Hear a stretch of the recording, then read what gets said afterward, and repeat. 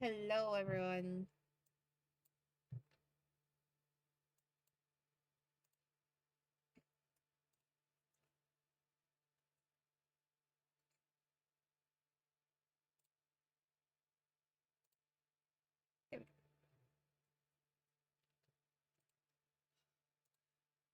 So, of course, as I said, the escapade is the last one we do.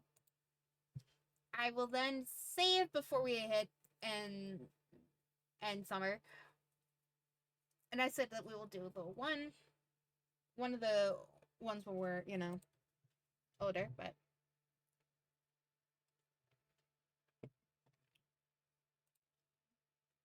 looked up the news and the sun was finally setting. You have been trying to delay the end of the day for as long as possible. The evening breeze tickled your nose as you sat on your front porch, munching on fresh watermelon slices.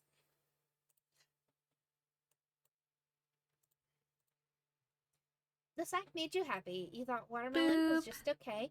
You were just eating it because watermelon was a summer tradition. You weren't even sure why you were eating it. The snack made you happy. Come on, who doesn't like watermelon? I say that as I have an entire whole watermelon still sitting in my entryway from like 2 days ago. I don't like cutting it. Picked up another slice. Even though you already had dinner, you're still delighted to make room for watermelon. You turned to like a cove who you both have been sitting in comfortable silence for a while now. Sat next to you, close enough for your shoulders to touch.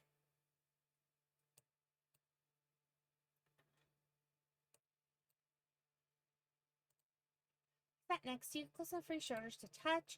He was happily absorbed in his thoughts on his own slice of watermelon. Chuckling, you watched his face twisted in discomfort. He had to stop chewing, spit a seed into the bush.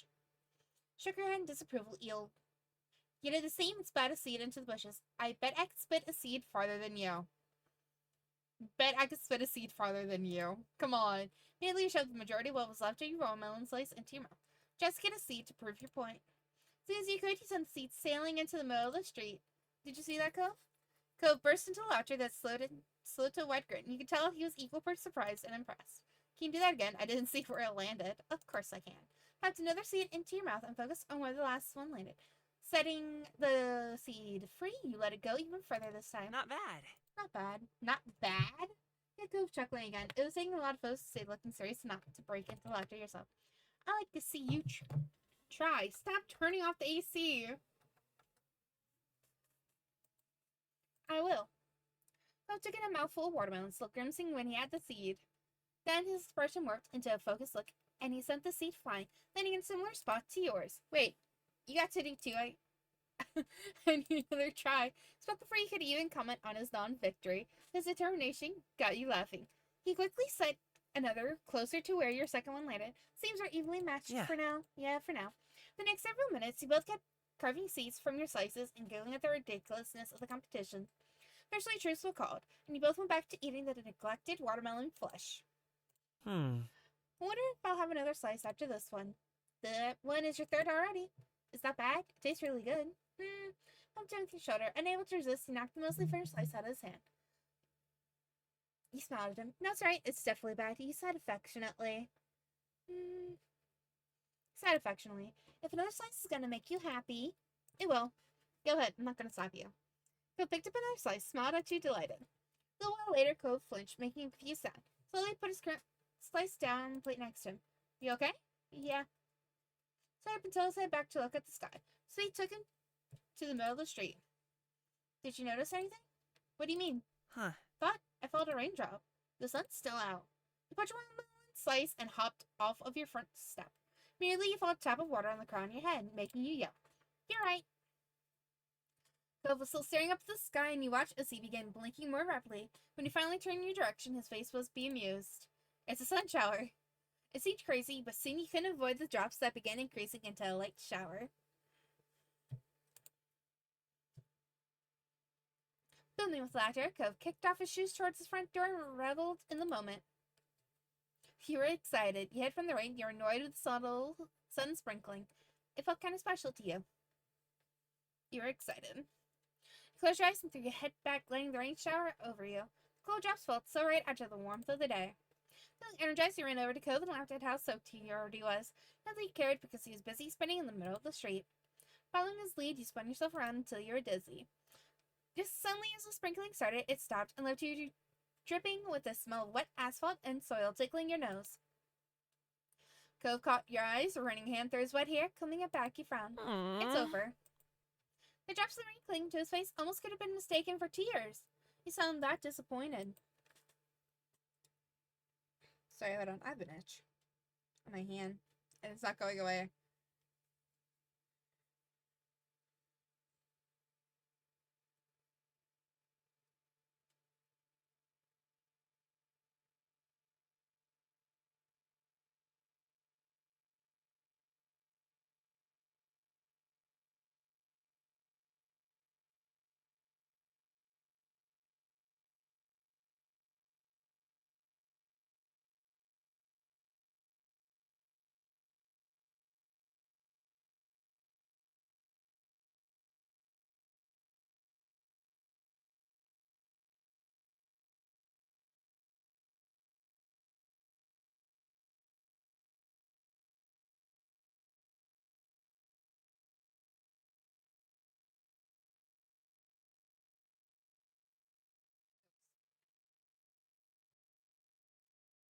Pour some smoked tea on it.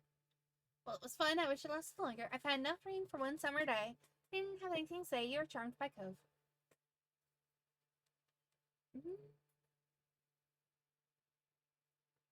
Which one was fun or you're charmed by Cove? Which one voice?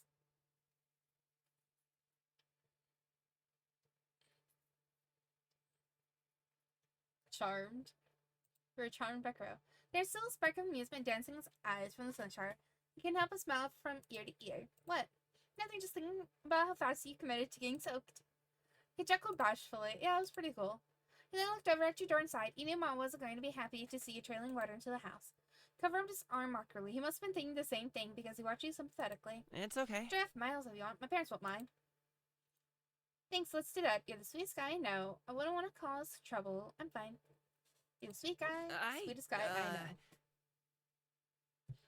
Thanks. Not a big deal. It is. I could already hear my mom's cries or my wet footsteps being all over the halls. Yeah, it would be better to put a damper on the day. Chuckled at his little pun. Cove led you inside and you stood close to him. Hold on.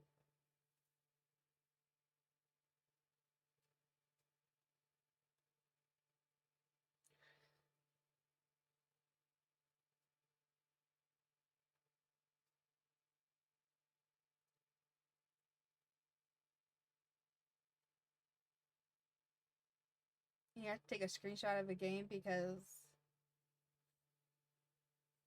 someone says something and you need to screenshot it. Because that's hilarious. Coolidge and Sunny stayed close to him. We have a ton of spare towels. I just gotta dig them out of the hall closet. Thank you for doing that, which I do. I think I'm gonna need to borrow some clothes from you too. Hi, Collapse. How you doing? Should we get Cove to hand over some clothes?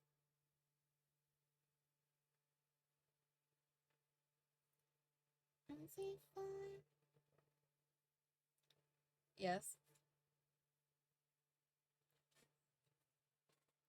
Since we already did it, and not much can really be, said.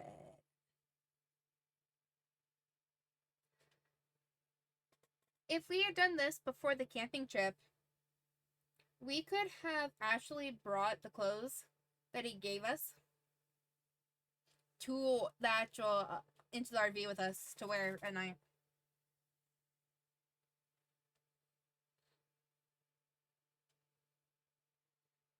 And now that y'all know that, y'all should go and try it, Have fun with that information. Testing out a gen build.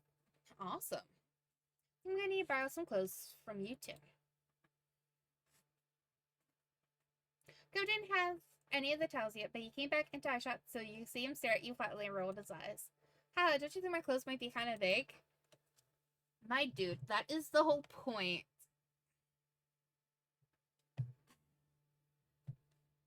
You'll have to let it go. I'm not joking. It'd be nice to borrow a shirt. He raised an eyebrow, and a tiny frown paired with a blush appeared on his face. I mean... If you're serious, I'm just gonna dry myself off, but I get something for you. Thanks, Cove. But that Cove disappeared and returned in no time. He wasn't making much eye contact, but he had towels in hand. Plus what seemed to be one of his pajama shirts.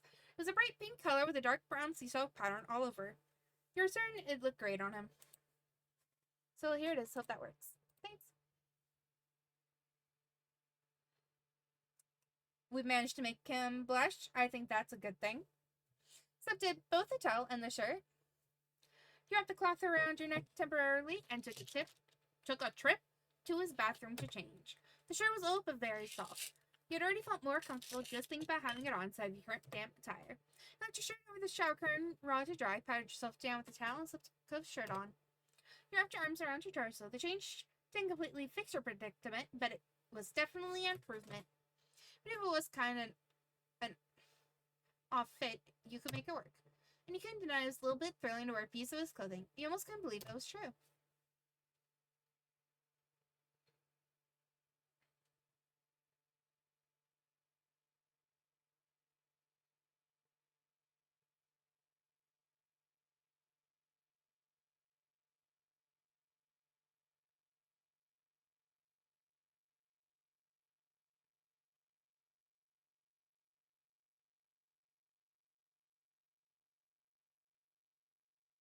I'm being messaged.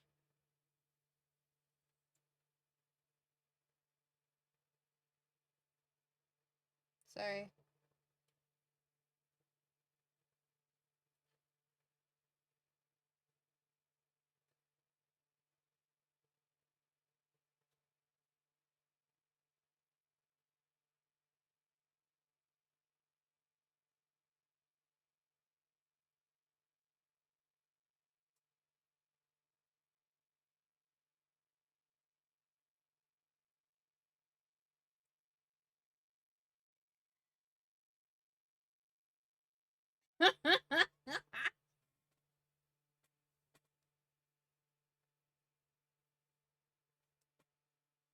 Oh?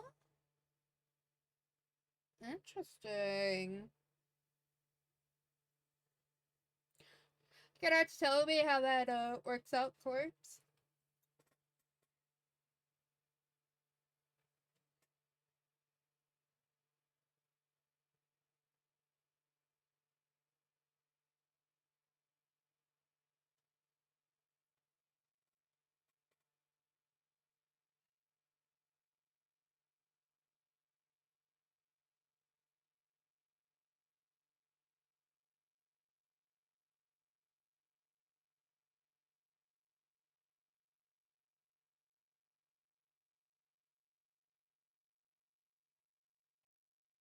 Not wanting to keep Cove waiting, you promptly returned to the living room. He looked up to greet you after hearing you come back down the hall. How'd it go? Is it good? It looks good. What? Really? Sorry, hold on. I have to move stuff. He chuckled a broken laugh, unsure what the proper thing to say about this kind of situation was. Eye contact was even more of a challenge for him than before. Think so, you weren't well. I can barely tell it's not really yours, unless it's mine. Got the impression that just as you felt some excitement at wearing his clothes, he was having a similar reaction to seeing you in it.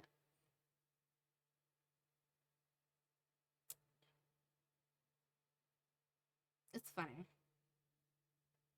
And it's adorable.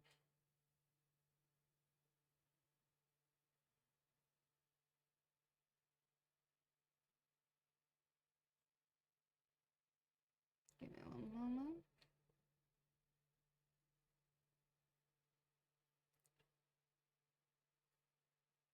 No lie, I thought this was a different song. I feel gypped.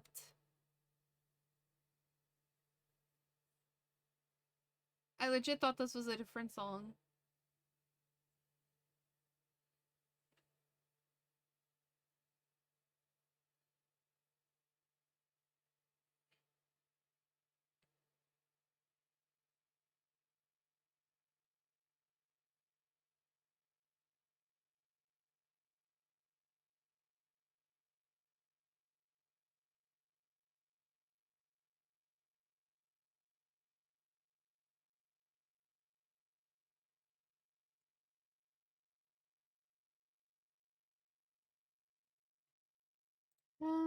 Thanks, Cove. You're You're welcome. welcome.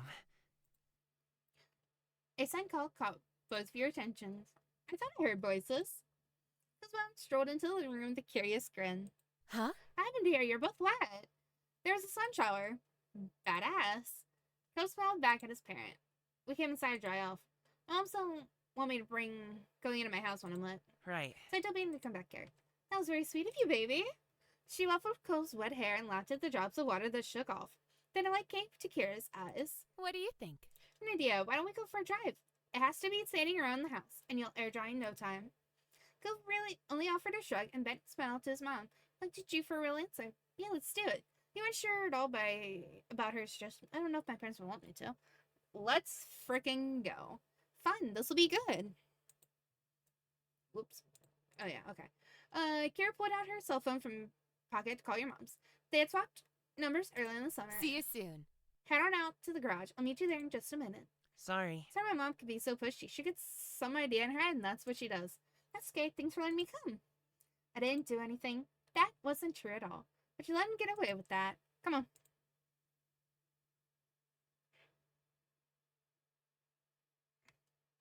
Sorry, hold up.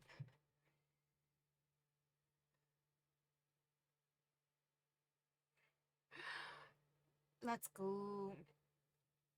Sorry, I'm doing my dailies in my game, and there's a event going on, and I just pulled something that is fucking awesome.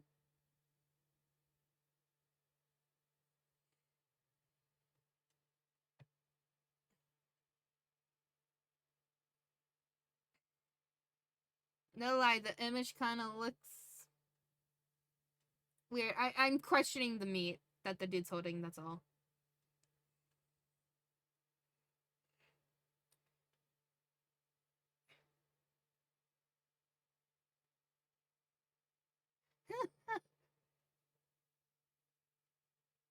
Hi, Crow.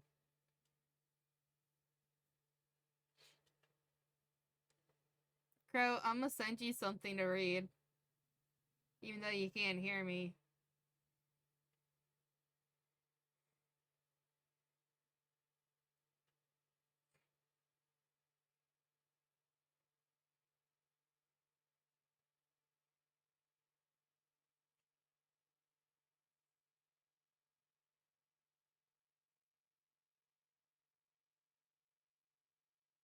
Bye, Crow.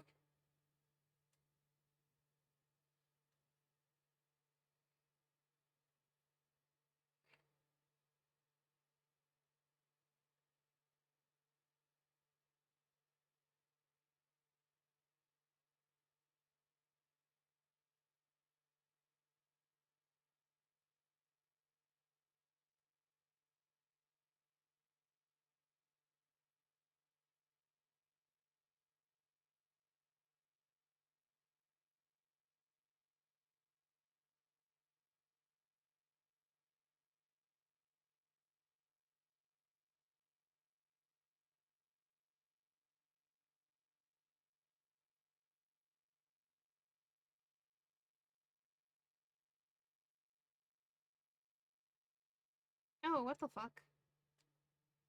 My screenshot got...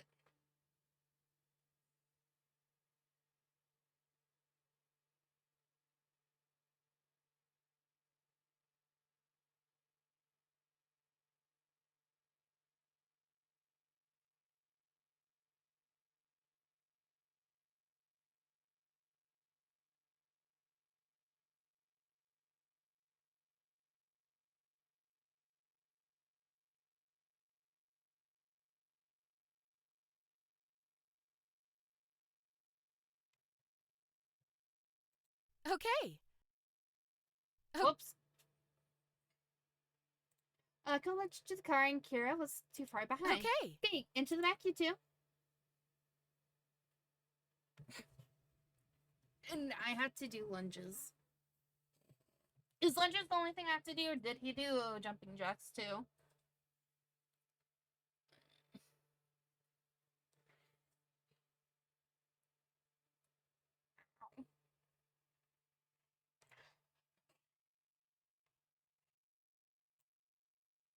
Nope, just lunges.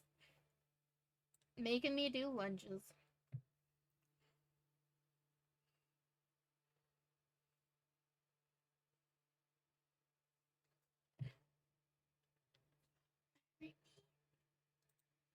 Once the three of you were situated inside, Kira started it and drove out of the residential area. She had main road, the car sped up. She rolled the back windows down all the way. Hey! Hey! Phil started laughing as he kept trying in vain to keep his hair from flying into his eyes too much. Meanwhile, he closed his eyes as the wind whipped around your wet clothes. So this job was going to be good for getting air dried. Yeah, but I didn't agree to this much air. Phil tried pressing the window button, but nothing happened. His eyebrows furrowed in frustration. No way! You disabled the back? Sorry, can't hear you.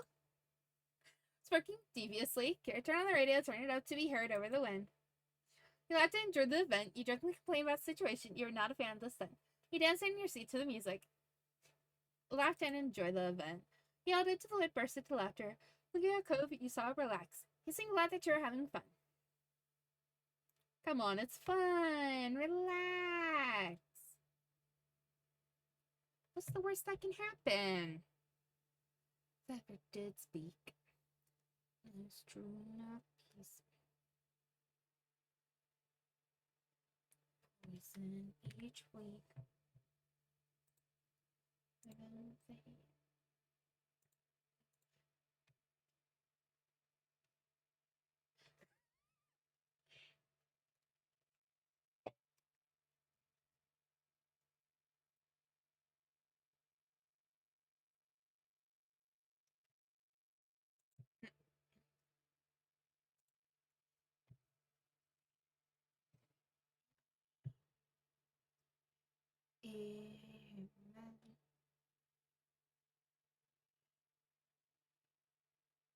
I promise I will pay complete attention after I finish my little thing in my game.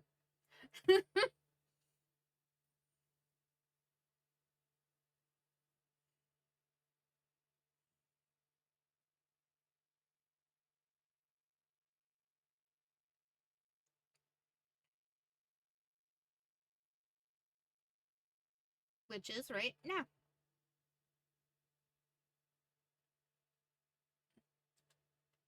Good time. He held onto the wind, burst into laughter, looking over at Cove. You sound relaxed, seemed glad that you're having fun. Uh-oh.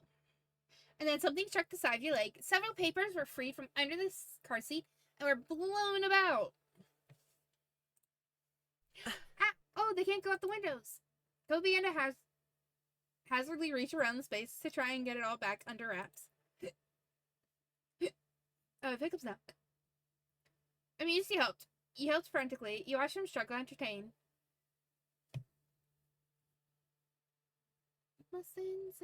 Amused, he helped.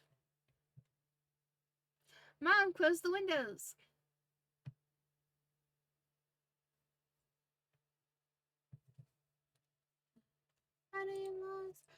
You're off for no response other than chuckle. She just kept driving. You snatched several of the papers out of the air, and you caught others, preventing most of them from flying out the window on your side. You showed Cove your collection while grinning wildly. I think we got pretty much all of them.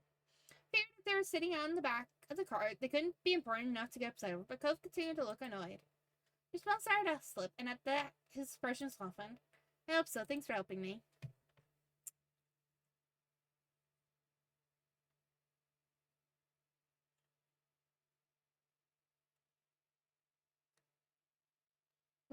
Begins. No sweeter innocence. The sun set completely, and at that, Kira rolled up the windows. Go let out a big sigh and released the random bits of paper he had in his fist. My mom is crazy. He ran a hand through his windblown hair and laughed with a bit of expiration. He felt good. You didn't know what was happening anymore. You're fed up. He felt good. The evening had really turned out to be more interesting than you expected.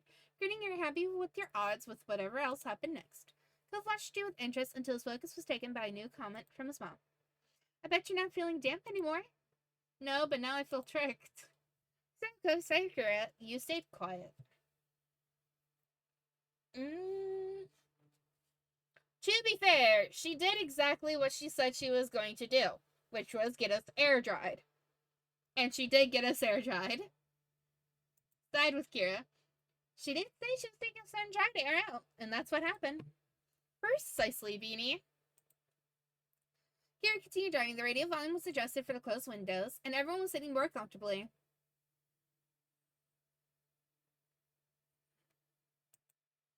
Gary lowered the sound even more after pulling into a red light. She took the chance to turn around. You got her voice smirk. So? Does anyone know what we drove past during the dry cycle?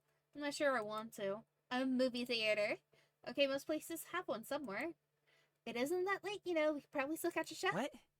Really, Mom? We don't even know what it'll be playing. Come on. That's what makes it fun. I want to see a movie. I'm not sure about that. No way, that's not fun. Heck yeah. Are Mom home expecting me back soon? Heck yeah. Both of you? He seemed hesitant. You gave him a smile and Cove eased up a bit. Press on this day.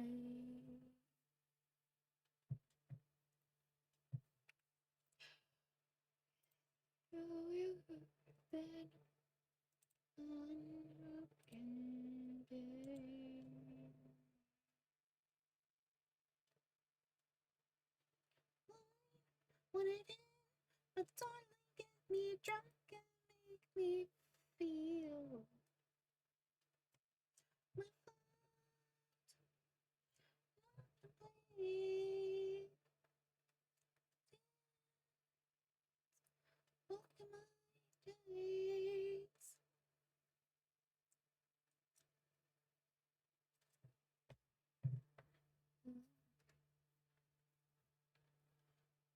I feel your breath upon my neck, a caress, whatever.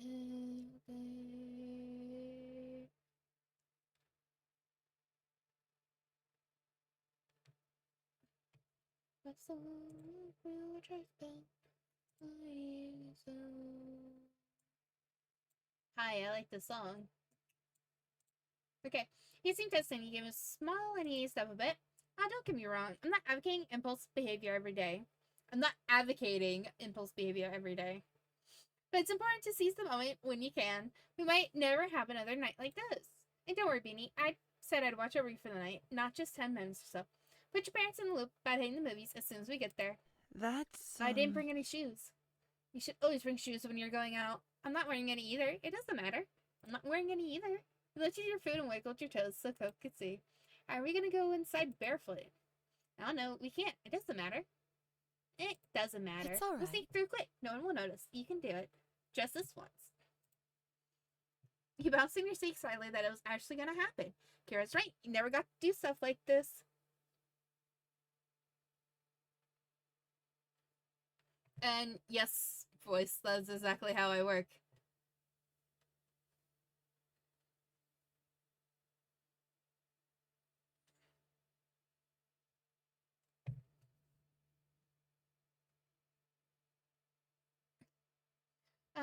Da-da-da-da.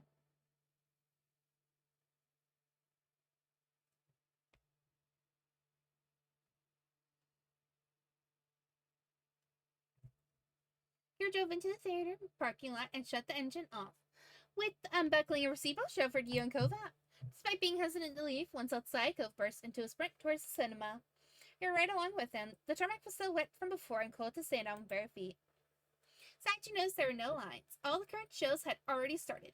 Kira paid that no mind and strode up towards the counter with some words of encouragement. Third of the running times is ads these days. We haven't missed anything. Meanwhile, Cove stood next to you awkwardly, shifting from one foot to the other and constantly kept looking around. His shady behavior would have made him much more likely to get caught than standing still would have, if there were people around to really notice. It was pretty goofy. Hold on. I'm re-raging myself. So if my avatar looks like its neck is breaking, you know why.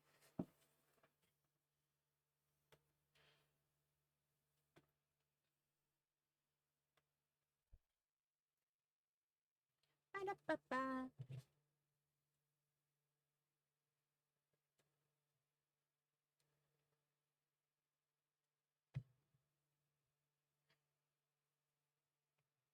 Do-do-do-do.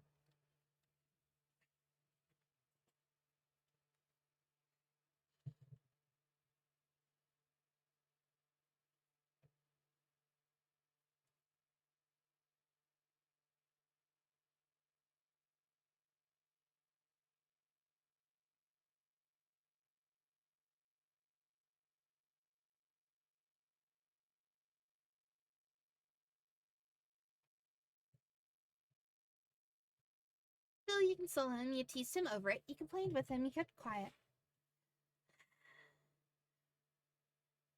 Console him. Come on.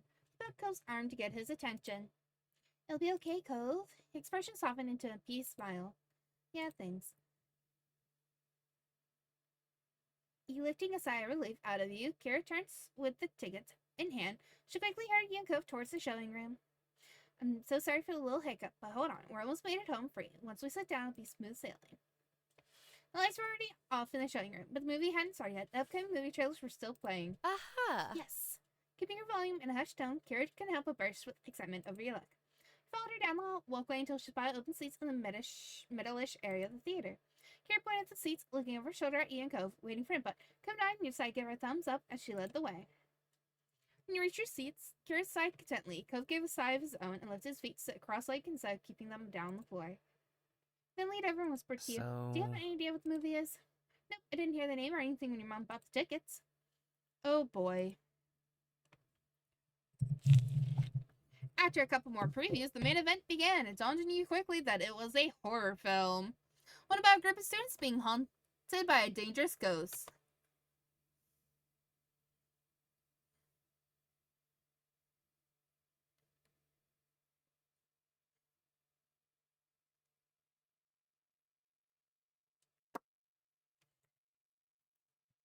And we don't tell Crowho I forgot to do the hydrate. Until just now.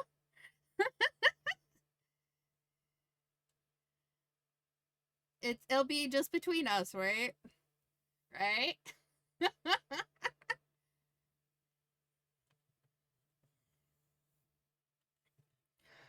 You're psyched to deal with that. You thought this was gonna be annoying, keep nervous, terrified. You couldn't do this, you had to leave. I don't know about y'all, but I don't do scary movies. So, what should we do this? Should we just play it cool? Or do we just completely ignore it? Completely psyched? You're terrified. I would do that. I'd be A-okay with it.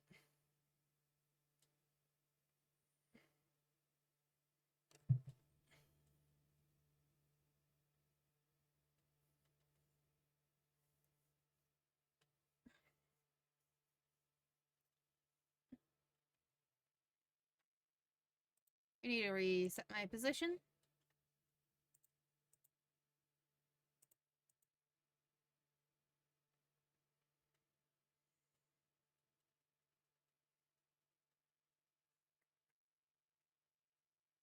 I have... Did I tell anyone the story of that? Y'all want to hear this story?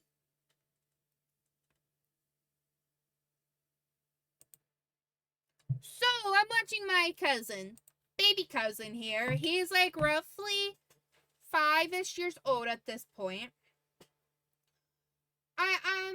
He wants to watch Annabelle, and I'm like, I don't want to do this.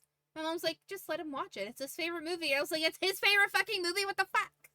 What the fuck? Like, no thank you. I don't want to be here. Why is it his favorite movie? Huh?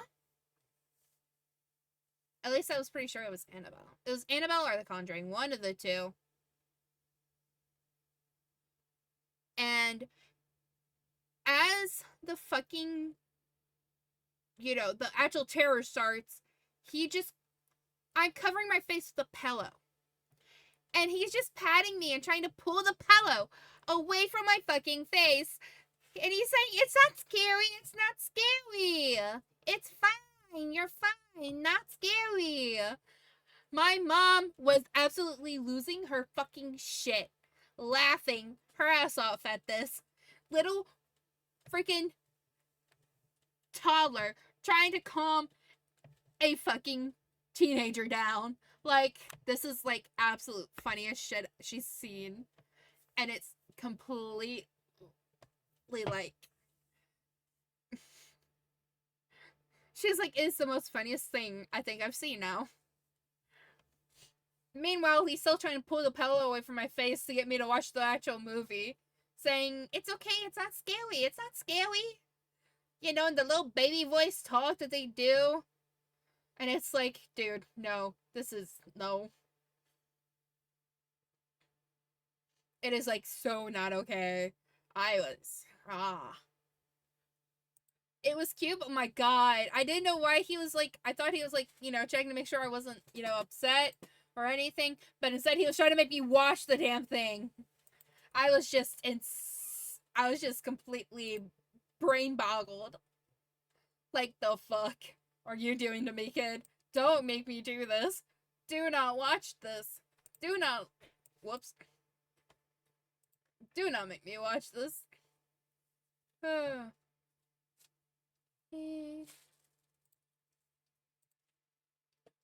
Hi. What's up? I'm back. Oh. Have you seen my new model? I'm pretty sure I've shown you my new model. Well, what do you think? The hat's not purple enough. Well, I can't change the color of a hat without fucking it completely up. I'm back. Hi. Oh, your cat's like so pissed off at me. She's like, Voice says hi. I can read. I know. Also, Voice tried the tea I sent him. You sent him tea. Yes. Why? Because I didn't like the tea. What tea was it? It was smoked black tea with vanilla and caramel. Ew. Yeah, I didn't think you'd like it either. Especially after I tasted it and it tasted like nothing to me. And it smelled horrible. Small. What did Voice think of it? Voice said he could smell it without having made it. So.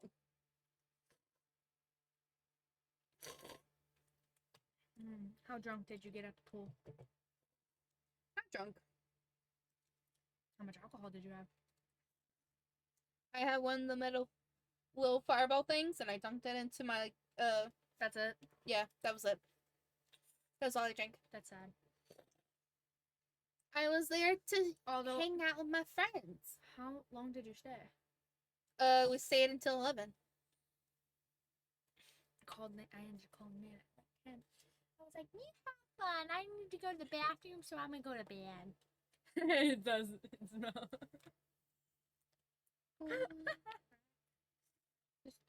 Well, it's quite. I've been good. I went through band camp. The hell, it wasn't that bad. People complain about it a lot. It's not that bad. And then I went to North Carolina.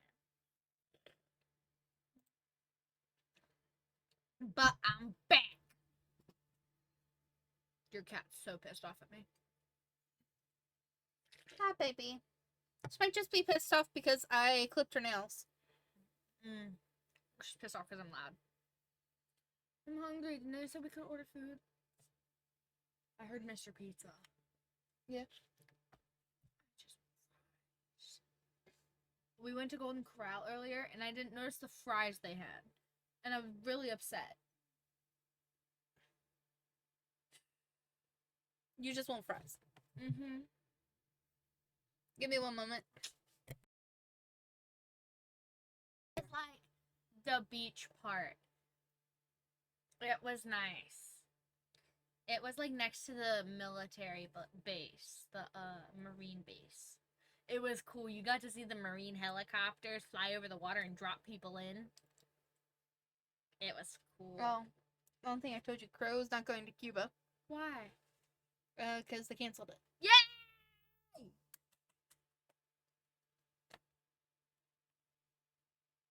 Best news all week! Better than school starting. And that's hard to beat.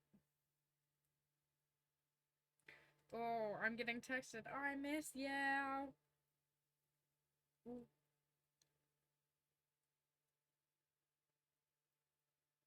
I quite literally. Hold on. What? I need to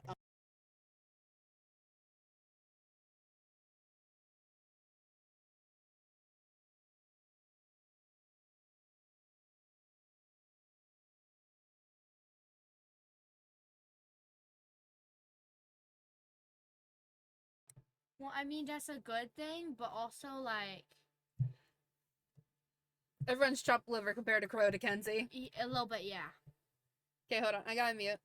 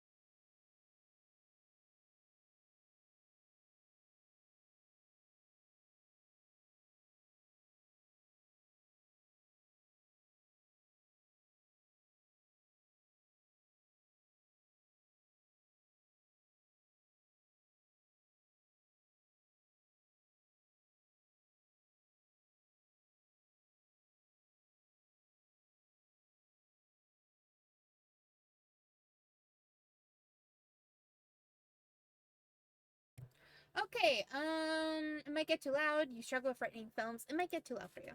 You didn't usually choose to attend activities that had loud noise, and movie theaters were one of those. Her movie might have screams and crashes and all sorts of other things.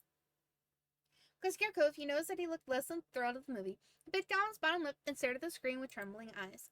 Cove had never been a fan of ghosts or intentionally frightening things. That was something you learned about him early on. Remain still. You tap Cove on the shoulder to get his attention. You angle your body in your seat to be closer to it. You grab hold of his hand. He covered your ears. Angled your body. You bend yourself more and more until you're essentially leaning against him. It had been slow enough that Cove hadn't noticed at first. But soon he started to peek at you at the corner of his eye. He watched you with an unspoken question all over your face. Will you be okay? Shook your head no, you nodded yes. His words was open without words or hesitation offered you his hand. You took it, you didn't take it. You took it. Your fingers wrapped tight around his. He gave your hand a squeeze as if to doubly confirm he was there. Phil flashed you an encouraging smile before you dared to look back at the screen. You felt a little better. Sometimes the other people in the theater screamed or jeered or clapped depending on what was happening. Your heart was pounding in your chest when the movie finally came to the end. The main character resolved the hauntings, but in a dark conclusion, they didn't make it out alive. Ouch. I can't get my drink.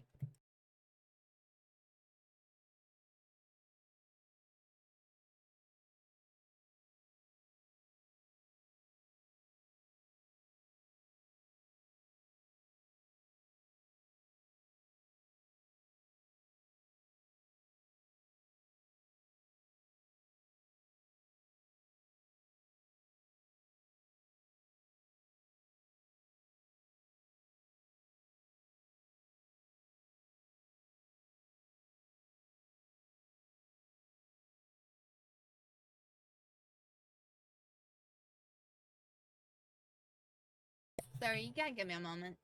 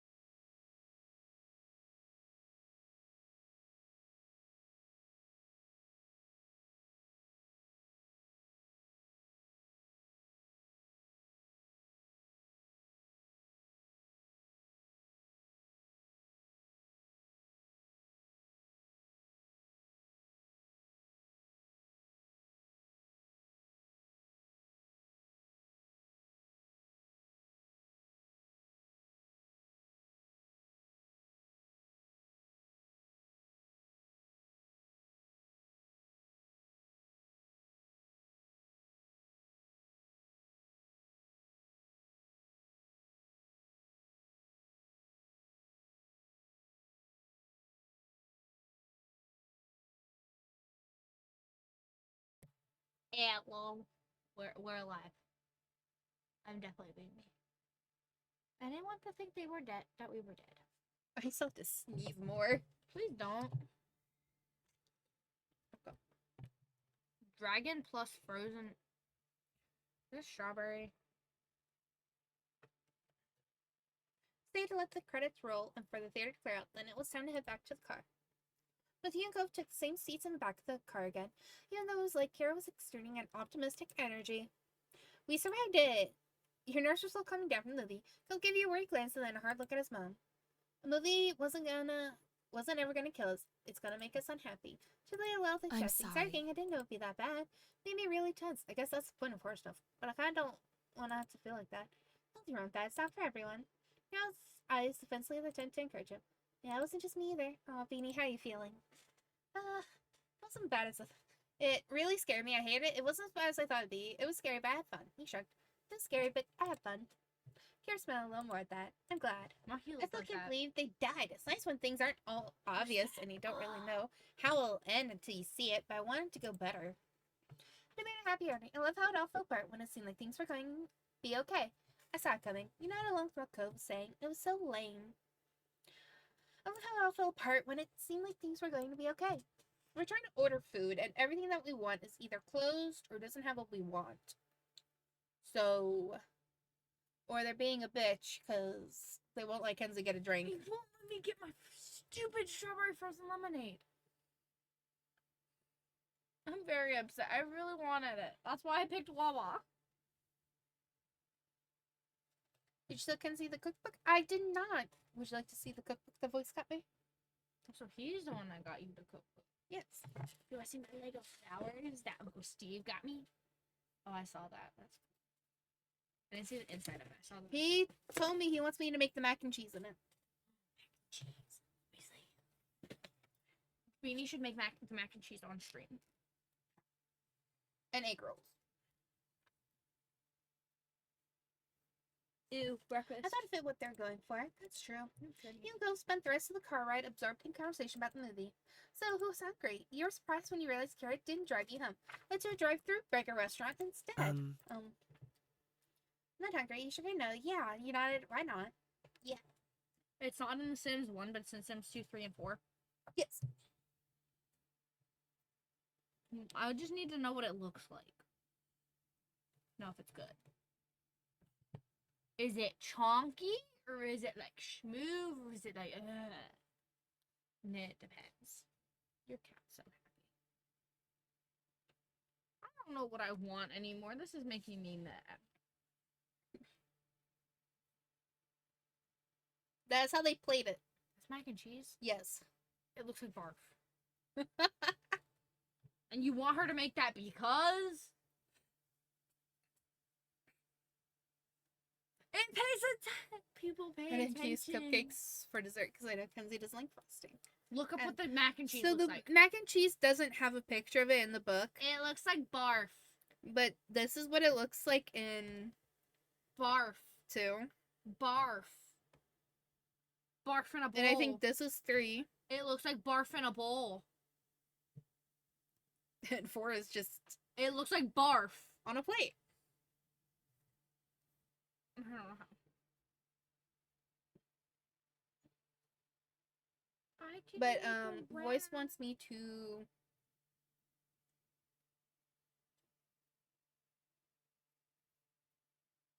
Jersey, how are you?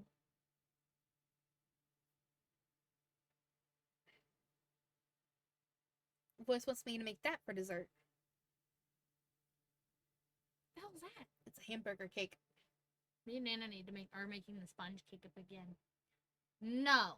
No. Okay.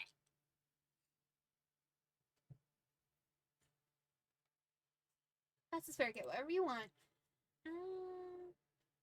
Hamburger, cheeseburger, chicken sandwich, spicy chicken sandwich, french fries, onions, a salad, chicken nuggets, mozzarella sticks, soda milkshake, soft serve cone, a chocolate chip cookie. What does Kenzie like in the cookbook? I don't think Kenzie has actively looked through the cookbook. I'm trying to order us food before Wawa closes.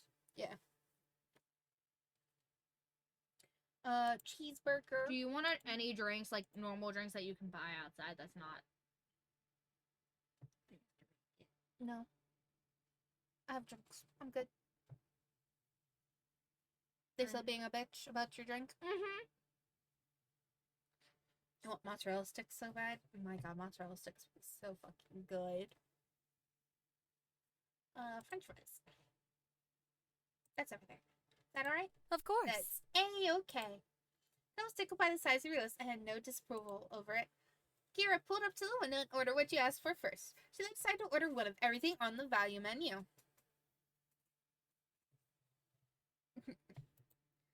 Whoa, what are you going to do with all of that? Eat it. Really? The whole menu, even after Beanie picked most of that already? That's right, there are only maybe 10 things on it, and they're about $1 each. I can swing it, and besides, wherever we don't finish, I'm gonna feed to your dad. He'll be in heaven. Phil sighed affectionately at his mother's antics. Thank you.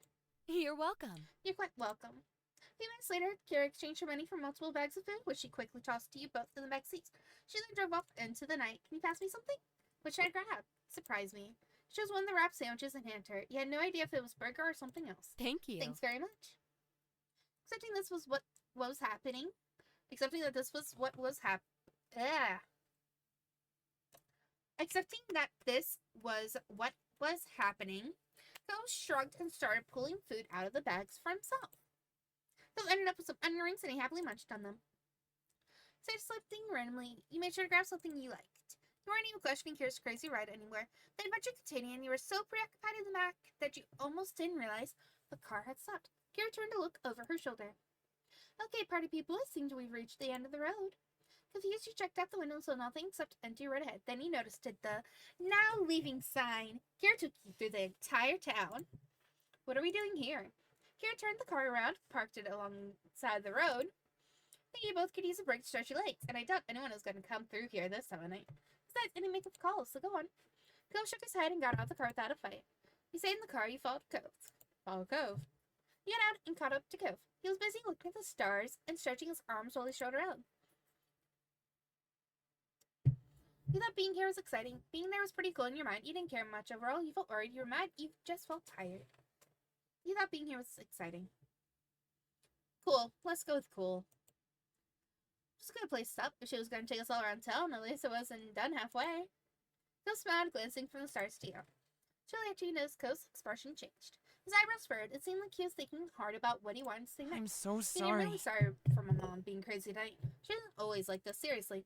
Why is she being like this now? I think she feels like she has to get out there and do things with me while she can. And she wants to make the time memorable. This visit has been really different than the others, and it didn't start off good.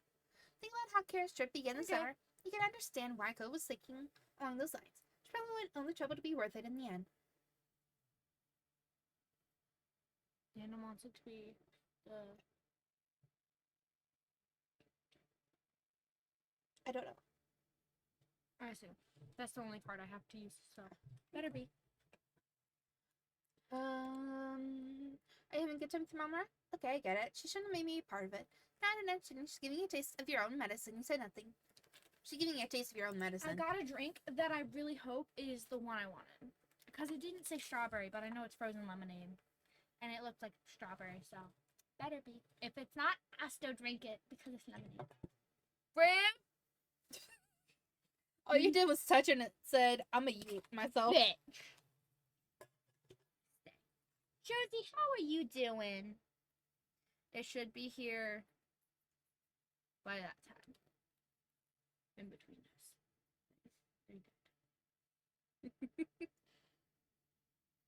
Go away.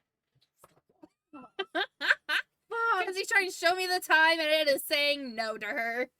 My friends need to walk up here. 21, 51, 22. Got it. And it paid, so it worked. We're delivering Wawa. Boys, I don't know if let me... I'm looking at the cookbook now to see what I would like. I should have seen if there were mozzarella sticks. There might have been. Oh. Let me... Fried peanut butter and banana sandwich.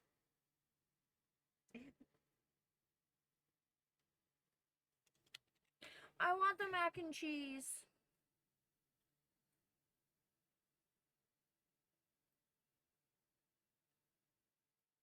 How the hell do you make hot and sour soup? Beanie needs to make the breadsticks. Where are the cookies? Yes. Voice said the same mac and cheese that you said ew to. I don't know if you heard him in my headphones. Can't. Why is that Voice's picture? What even is that? It's a Ghibli. I don't know what that is. Studio Ghibli. Cheese eyeballs. You should make cheese eyeballs. I don't know what that is still. Probably mozzarella sticks. Not that. The picture. Oh, the. Have you never seen Studio Ghibli film? No. Arrietty, Ponyo. I failed. We know that.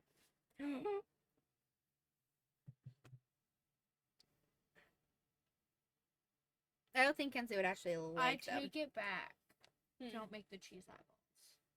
What are they? What are they? Those look like pickles. It's It's what is it? Cream cheese, sharp cheddar, green onion, ranch dressing, chopped nuts, and green olives. No, thank you. No, I mean- thank you. those were the cheese eyeballs. Ooh. No, thank you though. I don't like too sweet. Are those the gummy pancakes? Yeah. You can only make those in the game when your sim is very silly. Yeah. Sims is stupid. Sims is weird. What? You always do whatever you want, no matter what anyone else is thinking. Now your Banana mom's putting you pancakes. through that. Banana pancakes. Yes. Why can you not make them? You can make them in The Sims 3, but not The Sims 4. No. That's stupid. There's a lot of things that they got rid of in The Sims 4 from the other game. Why did they get rid of waffles? I'm gonna fight them. When was Waffles? Waffles was only Sim 3. Oh, yeah. I'm gonna fight them because how can you get rid of waffles? Waffles are better than pancakes, in my opinion. They You are can better. fight- You can fight me on this. I will not care. Waffles are better. They take a- removed No, waffles, that's but not just for omelets. cracking a smile. Are you kidding me? They removed waffles, but not omelets. Sorry, I'm gonna fight them. I'll fight them. Are you okay? Are you dying? Who? Josie. You're not fine. That's not totally wrong. It's completely your right. You're a liar. His mouth I grew a can bit hear it in your more. voice. It went silent between you both, so you jumped when you heard the sound of car door closing. Go, Beanie. Halfway done with the cup of tea? Is it good? Is it burnt?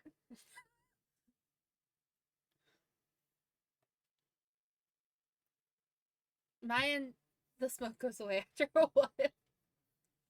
My hand smelled like smoke. I got to make s'mores yesterday. Did you actually eat the marshmallow? No. Didn't I think held so. my hand over the fire with the chocolate and the graham cracker. I just stood there like that. Kenzie doesn't like marshmallows. I will not eat marshmallow. Josie. Okay, not quite away. The smoke. Josie. I miss you. Silence. She was secured by the driver's side, waving. The sight brought a smile to Phil's face, and she quickly made her way over to where you both were standing. Thanks for waiting. I didn't mind. My You didn't president make and I was pasta pre- such a polite boy. That. How did I feel Kenzie now? She doesn't like marshmallows. I'm not gonna force them down her throat. It's their texture. It's not that they taste bad. It's like gummy. Ugh. She doesn't like it. Mm-mm. Though she likes gummy bears. I do.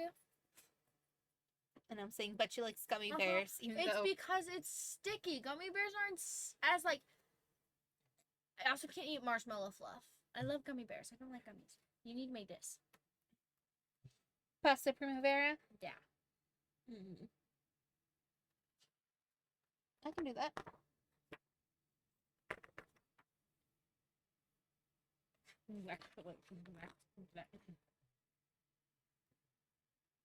Red and white ones are my favorite. Whoosh, kabash.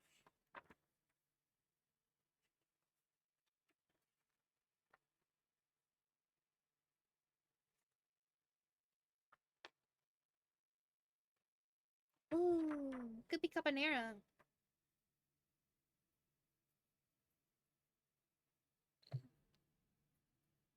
You might like it. It has bacon in it. What's in the book?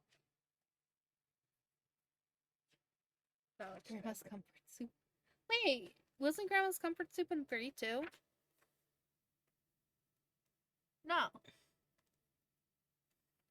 You're wrong. Apparently. Tuna casserole, the only thing in Sims 4. Fish taco. Blackened bass. That you need to make I that. forget that our tastes are so similar, except in smoked tea. Crushed chicken. Mm-hmm. Staring, Cove lowered his head, accepting the compliment. You thought about how interesting it was to see how Cove interacted with his mom. Then the memory hit you. The first summer you and Cove came to this very spot in his runaway attempt to find his way back to his mom. And now you're all here together. I'm ditching till our food is here to go to Jersey.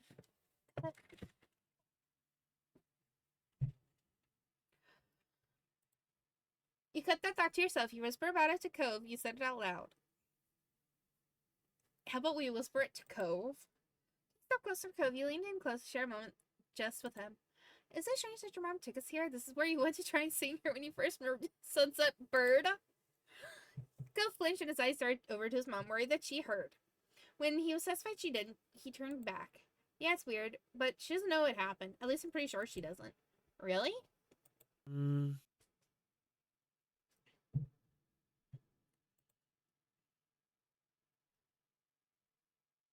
Oh no. Oh.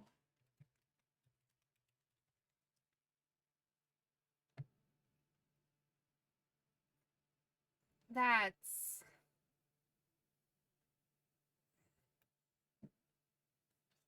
Mm.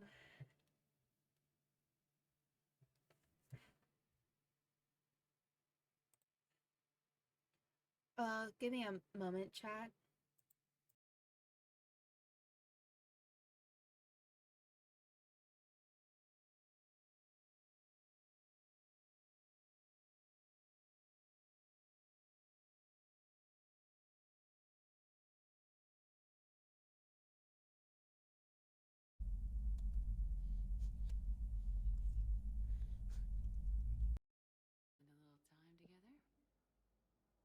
I'd like that.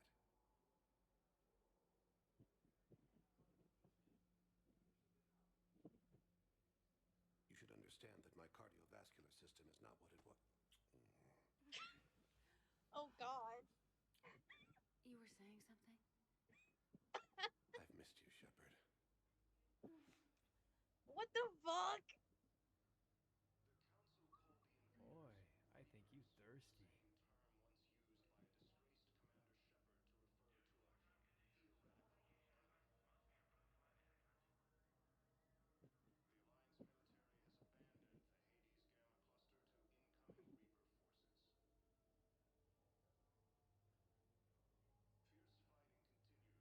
Dude, they did that out of public. That was not private. That was out of public.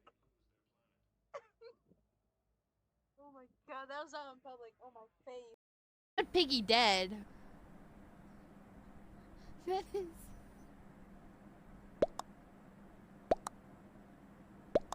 Ow. Oh, okay. This dude. He's dope. Go.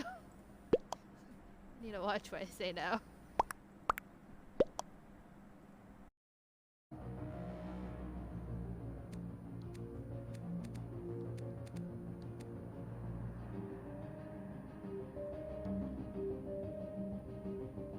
These might be it. Or are these the same ones I just had on?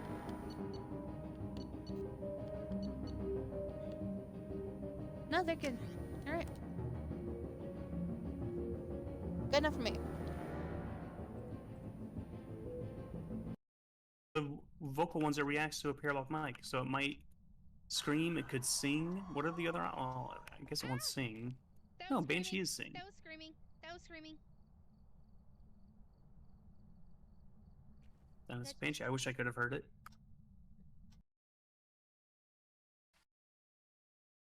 Okay. Dad likes to tell her things are fine so she doesn't worry.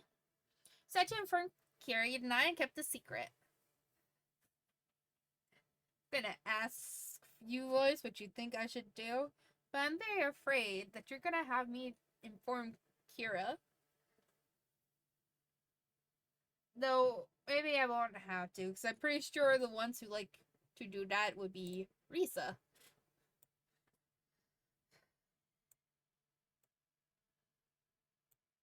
I will state this, I don't think I have done the inform Kira thing, so I don't know what will happen to it.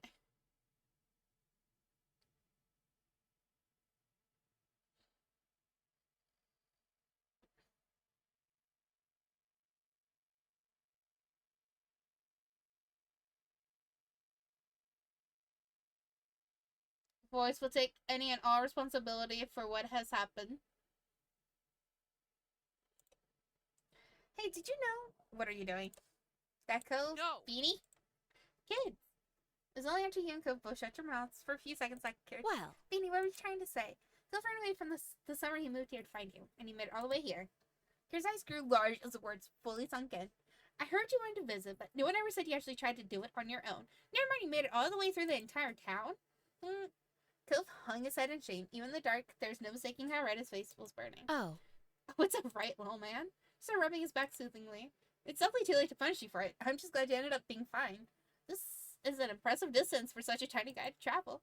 Kira spoke to him positively. There seemed to be something sad in her tone. I hope you never feel like you had to run away again. sorry. I don't want to run away anymore. Don't worry. So I gave him a small smile. He apologized to Cove. You didn't feel like it was a big deal. He laughed. They were happy enough, and it was probably good she knew. He let out a big breath of air. We should probably call it a night, huh? Yes, let's go. Finally, he shrugged. He felt disappointed it was actually over. Disappointed it was actually over. He had kind of hoped some other unexpected thing will pop up to keep things going. Kira shyly smiled and gestured to the car. Quietly made your way back to it. Voice?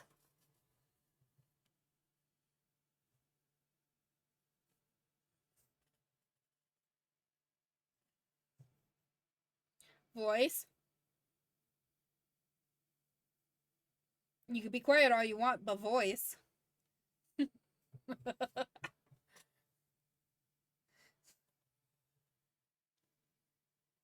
No, I did not. I'm opening up my phone to see.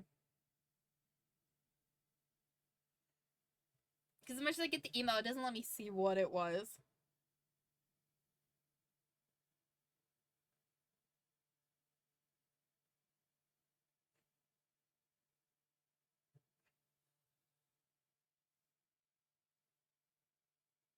It's processing.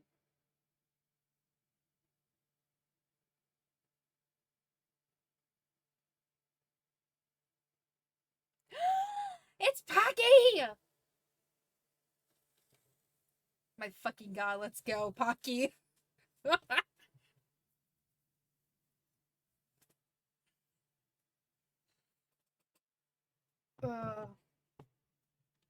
I have pizza Pocky that I need to try. Kira shyly smiled and gestured to the car. Quietly, you all made your way back to it. Cove naturally followed you, taking the seat nearby in the back, with the collection of fast food bags still strewn about. Rest your head into the seat as the car roared to life. As you did, Cove leaned in close to whisper, Hey. I can talk to your mom so they do get mad about tonight for some reason. It was my mom's idea. You didn't have a choice. Thank you. Thanks. I might need it. I'm just glad we're heading back now. This was worth it, even if they get mad. You nodded. It was worth it, even if they get mad. Milk pulled into the biggest grin, getting a laugh out of Cove. If you say so. Also, don't worry about bringing the shirt back when we get home. Just keep it. Until tomorrow? He simply shook his head. Your face went warm. He was giving it to you. As I said, if we had done this before doing that little van trip, we could have even, made him blush even more with the shirt on. Your face went warm. He was giving it to you. Thanks, you're the best. Secretly, you had hoped not to give it back. Good, you were going to get it back no matter what. You're at a loss over this. Good, you were going to get it back no matter what. Phil smiled amused at you, but said nothing else. The drive home was smooth and uneventful. The radio was off completely, and you felt your eyelids getting heavy. You rested your head on the side of the car. Your head came to rest on Cove. You were too tired to keep your head up, and it felt quite comfortable there. Cove didn't have any issues there. He leaned into it. You must have been exhausted, too. You're happy to stay close like that. It was warm and comfortable. When you opened your eyes, you expected to still be in the car, not your bedroom. It was somehow already morning. You couldn't remember how you ended up there. Sitting in the bed, you thought about how last night was quite an experience. It would almost have felt like a dream if you weren't still wearing the shirt Cove had let you take.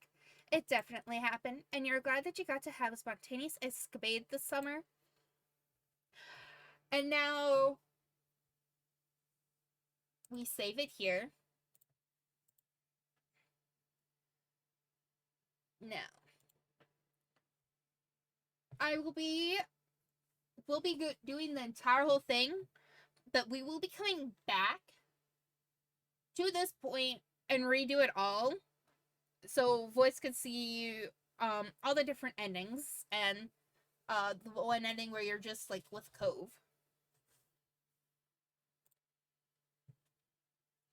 That way, you guys get to see it all.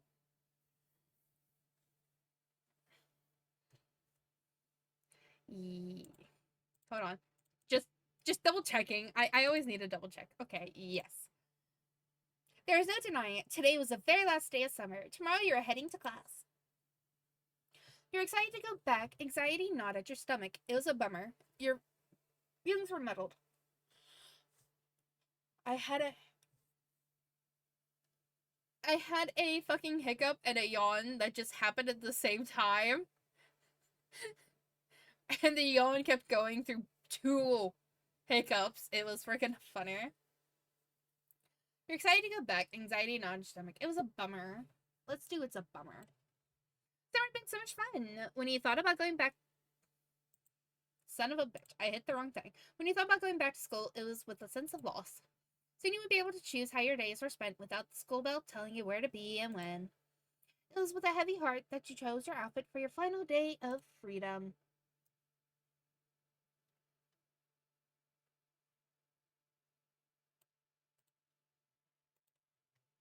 Life was going to be different. You had to come to think of the summer vacation as the norm. The school sucked up the majority of the year, whereas the summer vacation was just a respite in the middle. So whether that than it being different, it was kind of a return to the normal. What did your normal life really mean? Consider how fondly your moms talked about their summer vacations as kids. You dimly recognized that one year, the pattern of school and summer itself will be over for good. It was hard to imagine. You got distracted. One arm still out of the sleeve, you pulled it through and put your mind back to the present. The season brought about plenty of changes of its own, like Kira's visit, though that too was coming to an end today. You're happy you finally got a chance to know her. You had become extremely fond of her. You didn't really like her. Your mind was made up on how you felt about her. Mine wasn't made up. You didn't care one way or the another. You became extremely fond of her. The neighborhood was about to feel a lot emptier. You finished dressing, which was good. Cove would be there any moment. You'd agreed to see his mom off together. Officially, the plan was that he would come over to bring you around to his house when she was ready to set off, but you both knew that you'd be hanging out for at least a little while beforehand. Kira's visit had Trouble Cove when it first happened. It had been a sudden change, thanks to Mr. Holmes' infamous tendency to surprise people, but once he was able to adjust, he'd been in pretty good spirits with her around. It was a relief for everyone. Turned to your desk where the box containing your accessories resided. Got out and bought an anklet. You got out and bought several anklets. Accessories remind you of the anklet conversation. You still didn't have any yourself. You got out and bought an anklet. Your eyes bored into the box. Should you wear it for Cove's visit today? You didn't wear one. You put on an ankle bracelet on. Shall we put it on?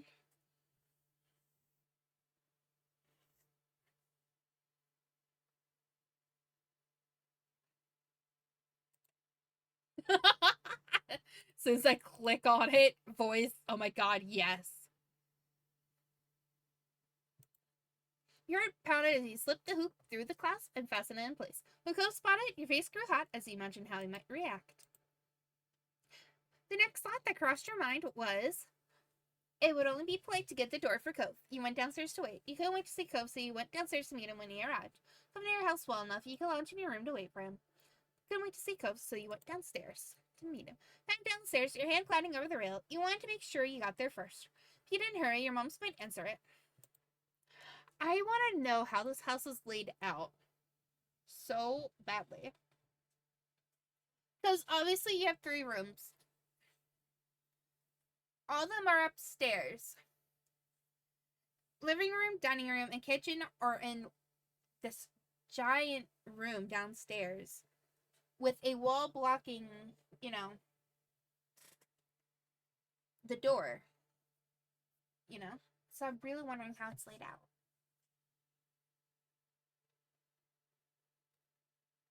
Because of how this is set up, when you're a kid, you know, you came in and you managed to, you know, not get seen by them coming through the door.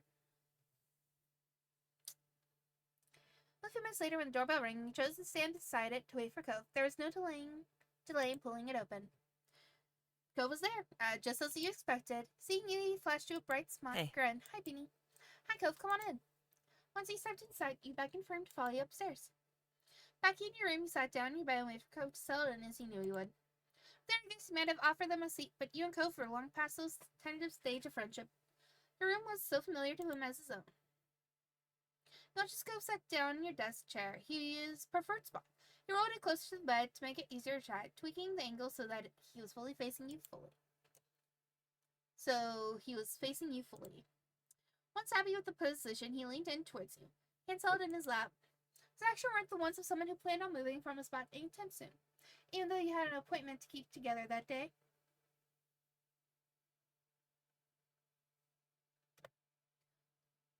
When is your mom leaving? Don't worry about it. Sometime. She still got her shower and stuff before she goes. She didn't want me to just keep hanging around while she was doing that. Rose has his grace drifting out through the window and chuckled. Can't believe she's already leaving. Just when I'm getting used to her being there every day. Leaned back in the chair, a wire smile tickling his cheeks. Yeah, you know, she'll be back. She'll be back? Time's going by so fast. She'll be back. He cut his head thoughtfully before shrugging. Running him through his hair before shaking his head, as if shaking off the topic like a dog whipping off water following a dip in the sea. Cove looked back to you, his lips parted as if he was about to speak, but instead his eyes widened and his mouth closed into a tiny frown. Something had caught his attention. Something wrapped around where the end of your leg met your foot. He cast his eyes back up to your face, then down to your ankle and back to your face. He repeated the process once, twice, more, as if struggling to hold the 2 items in tandem. Maybe he was weighing up whether this could be a coincidence or not. Or maybe he was just too shy to verbalize his thoughts, or was still trying to find the words, and this was the most he could manage. The tension made you feel bashful, amused, thrilled, regretful, pleased. Bashful. You almost wanted to tuck your feet away and out of Cove's intent focus, but doing so would muddle your message further. As his next glance back to your face, Cove saw your expression had shifted. You watched as his bewilderment eroded into mortification as he realized that he had been caught staring. Quickly spun the chair to face the wall instead, allowing you to glimpse the flush that had spread all the way to his ears. He twisted in his seat, wringing his hands and determinedly avoiding looking in your direction again. It seemed like he decided against saying anything at all. Is that good? You say quiet to yourself. Sorry, what's the problem, Cove?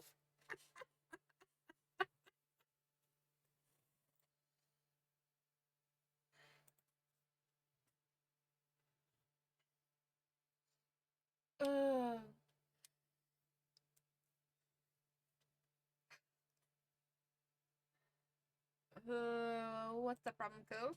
Cove was suddenly unintelligible as he slumped over.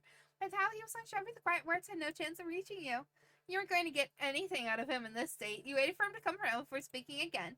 Finally piped up, very softly. Did you do it because of what I said before? I mean, you know, the last few words were whispered as though they were his precious secret. The ankle bracelet.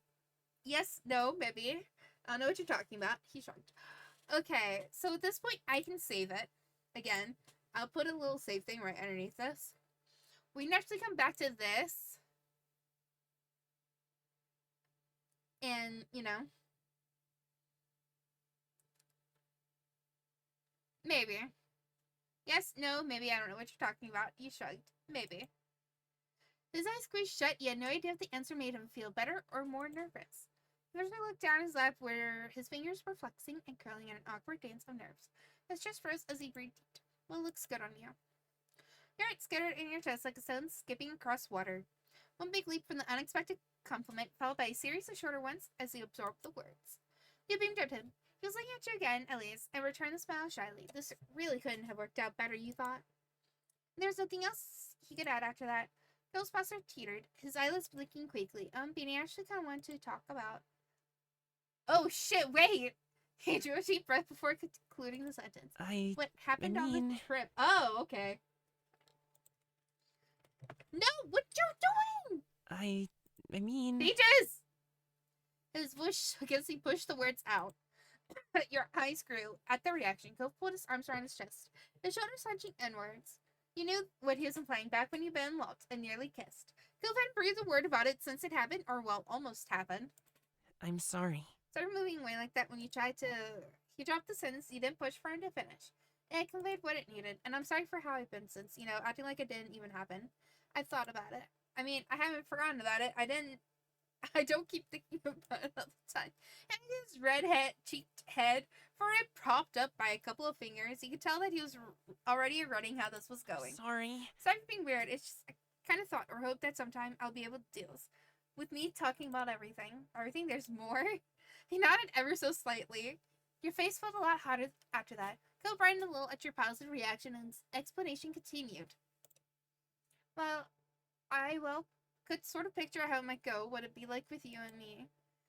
But just the first part, I could never imagine anything that come after. And now it's actually happened. And we're here. It's like another deep breath, stuttering on the exhale. That's... Jesus Christ, voice. What have you done to this poor boy? This makes things different.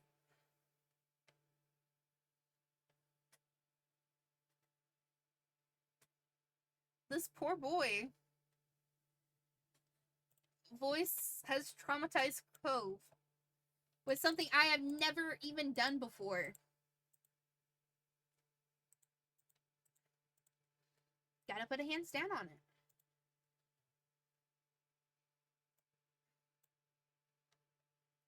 Put a hands down, bow down.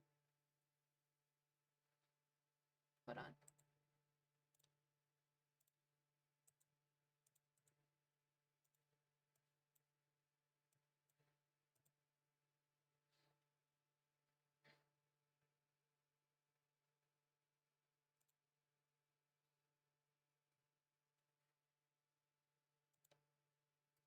This is what I do best, find new things for you. Things don't have to be different. This is hard for me. Should we find a crystal ball for answers? Things don't have to be different. This is hard for me. Should we find a crystal ball for answers? Things don't have to be different. He gave you a wan smile. Thanks, but I don't think that'll work. I can't just forget. I definitely can't. His glad eyes met yours as he looked at you less burdened from the anxiety that had built inside him. How about a do-over? Do you want to try again? He suddenly returned his gaze. He smiled reassuringly.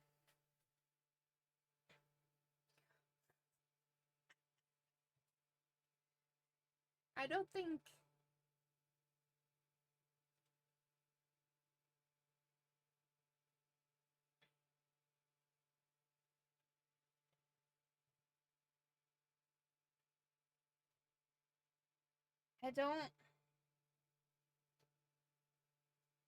I don't know what's gonna be okay.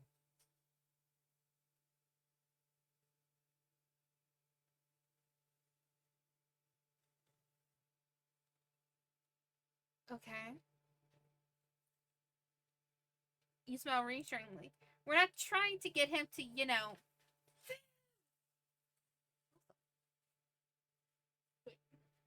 Try this. Is that your frozen thing? Well, it's not what I want. It's frozen thing. Read what's on top of it. Read what's in it. It's gonna give me energy boost at this late at night. It's great. This is yours. Thank you. And then here's my straw. Oh. That's cheese. Cheesy. Nice. Or mac and cheese. And chicken tenders. We have food now. Food. I need you to try this. Try this. Yeah. I don't know where the food is either. I need you to try it before I do. Make sure it's actually like something I drink. Do you know what I drink better than I do? You know me better than me sometimes.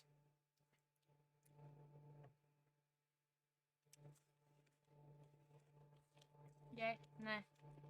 Yeah, it's not bad, but I don't Sweet. know if you'd like it. It's a little weird. You can taste coconut.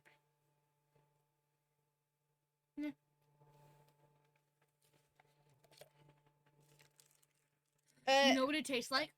Hmm. A melted down Slurpee. That's it. It dies. So it is a frozen energy Costalata. Mm-hmm. It has 4 ounces of water, 4 ounces of dragon juice, dragon fruit juice, 5 coconut, 5 slush base, 3 energy boost. It quite literally tastes like a melted Hi. Slurpee, Peaches, go away. but less sugary. It's not sweet. Yeah. Crap. You gonna smell it? Don't lick it, please. Oh, she likes the bag. She likes the bag.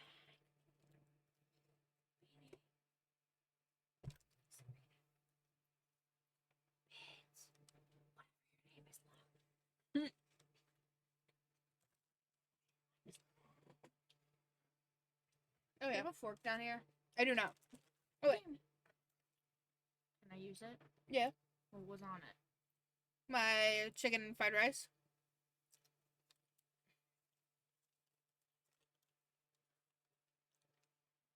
Okay, good enough. I'd hope to be done streaming by the time this got here. So I can just end and eat. Nope. I want to eat well. Because I need to speak. Oh, that's stupid. This is a game where I talk. Do you want to try? Mac and cheese. How good is it? Not bad. Really good. Okay.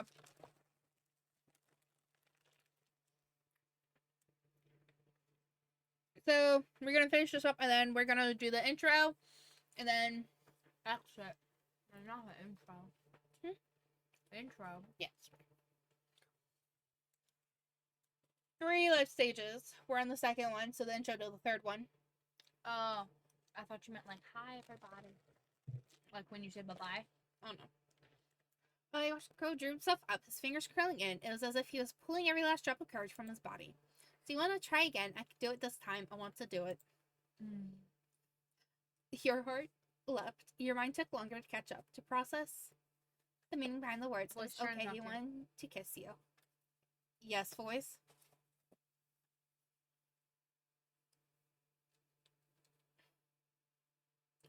Oh, you finished the tea? This was my best idea ever. And how was it? Now that you've taken the entire whole thing into your body, are you gonna drink another cup?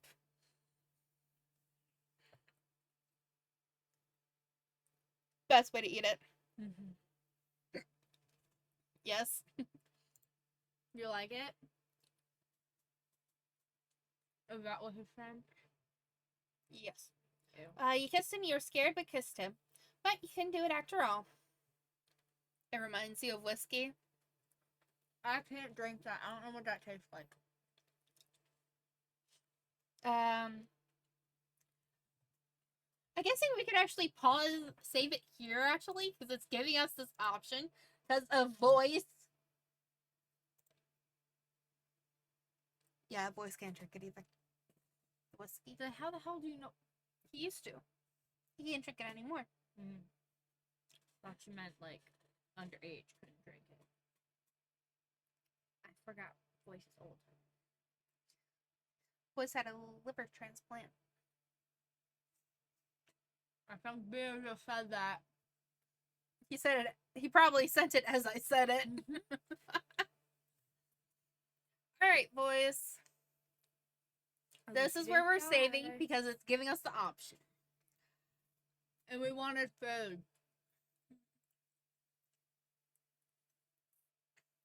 I'd like to see if this I was don't know sitting out what's there for a actually little bit. gonna happen here. You guessed him, you guessed him, you guessed him, you guessed him. Sorry, but no, that's not happening this time around. I saved it so we can come back to it. I wanna there's like 3 romance options you can have. He's one of them. The other 2 are, the other one is locked in good. The second one has to happen next one, the third part that's coming up. So we can't be dating him if we want to, you know, romance that other person. So that everyone has their chance. Boo. So Voice did Boo. this and he has kind of locked in Cove kissing us. So Voice, Yeah. well done. I have never had this happen.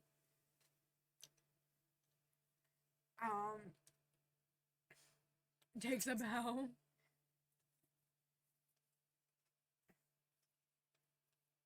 Honestly, I want to see where this goes. I want to see where the scary but kissing takes. So continue. You untangled yourself from your resting position and set up. Realizing your intent to actually go for it, Cove's right up in the chair, his hands closed together in his lap. As you move towards him, you notice his knees knocking together as he trembled. His decision not to rise from the chair made perfect sense. If he was that shaky while sitting down, there was no way he'd manage to stand without at least one of you falling over. Your legs brushed against his quivering ones as he came to a stop in front of him. Cove was staring up at you and he leaned in towards him. He echoed the motion and drew in towards you. Once you were close enough to feel Cove's breath on your face, you closed your eyes. The last thing you saw was Cove quickly doing the same. Your lips met with Cove's for the moment. His lips were pressed tightly together, unyielding, but it was alright. You were kissing him and he was kissing you. Your stomach somersaulted. You couldn't believe it was really happening. In that moment, it felt warm and it felt nice and it felt right. Excuse me, I'm eating. Voice. They're like 13. That? Yeah, they're 13.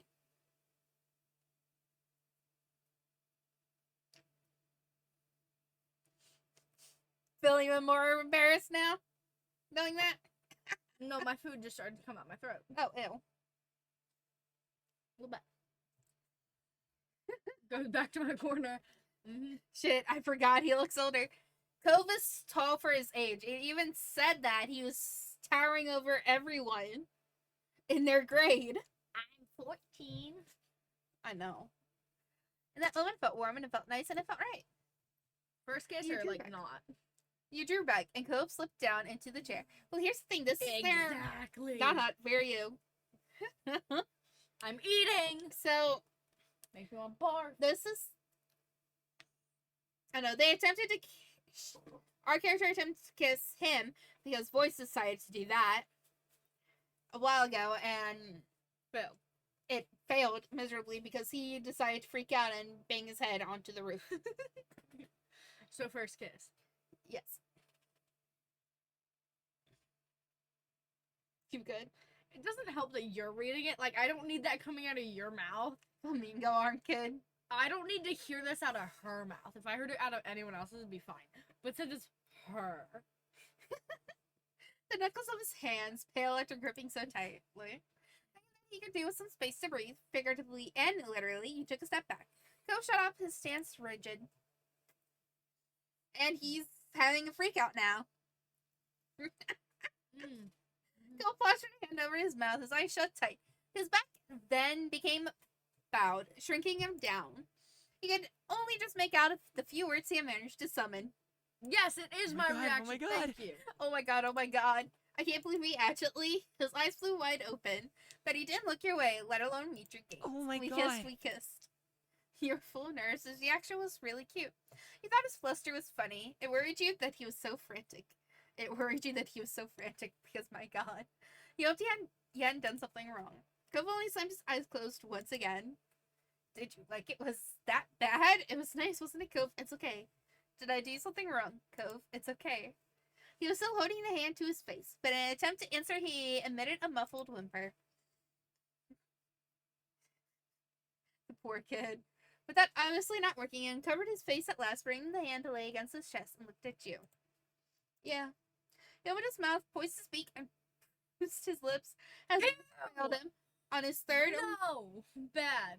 third or fourth attempt. You heard what he had to say. I did like it. I'm glad that we, He swallowed, seemingly not able to speak the actual word. That we kissed. Cove tucked his head out, but nodded. You got the impression that he was grateful that you'd finished the thought, but your direct words had pierced his Achilles' heel. You grinned, thrilled that the experience had been a welcome one. The smile on his face was real but weary, not unlike the one he wore after a long, exhausting day of activity. Like when he made a new personal best. The work had been hard, but the reward had been worth it. Some newfound confidence, he drew himself up as he inhaled deeply. Each word he spoke next was delicate. Beanie, I like you. Oh, fuck this. A lot. Probably way too much. At least it didn't break an arm this time. Doctor said bashfully and open an eye, peeking at you through the hair that had fallen over his face like a veil. I might have to go back to that thing and click on the not kiss him.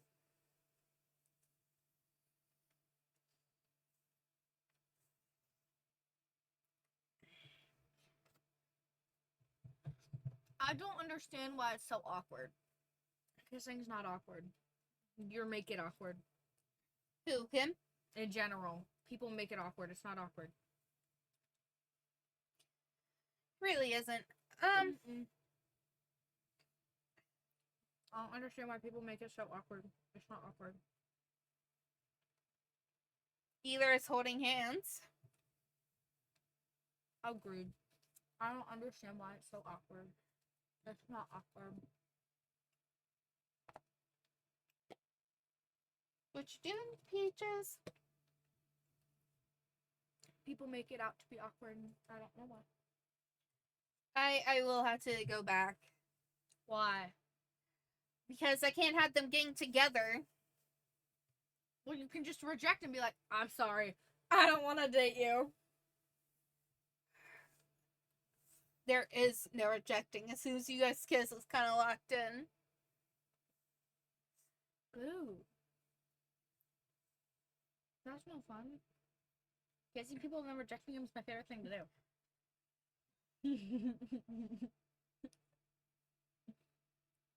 Just let you know that sounded bad.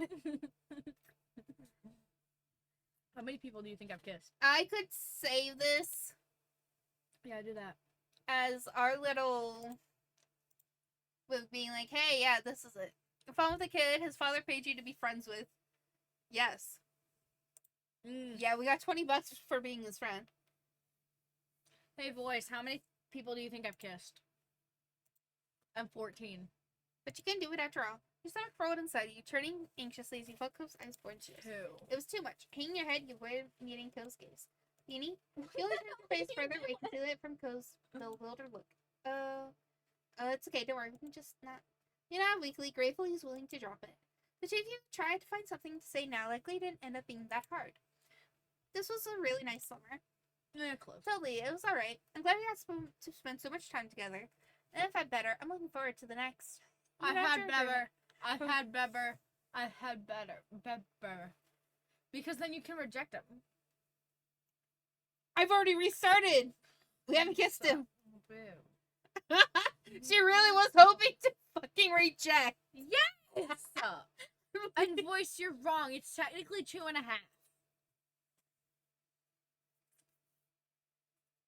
2.5. Mm-hmm. I think we need to know what the half is.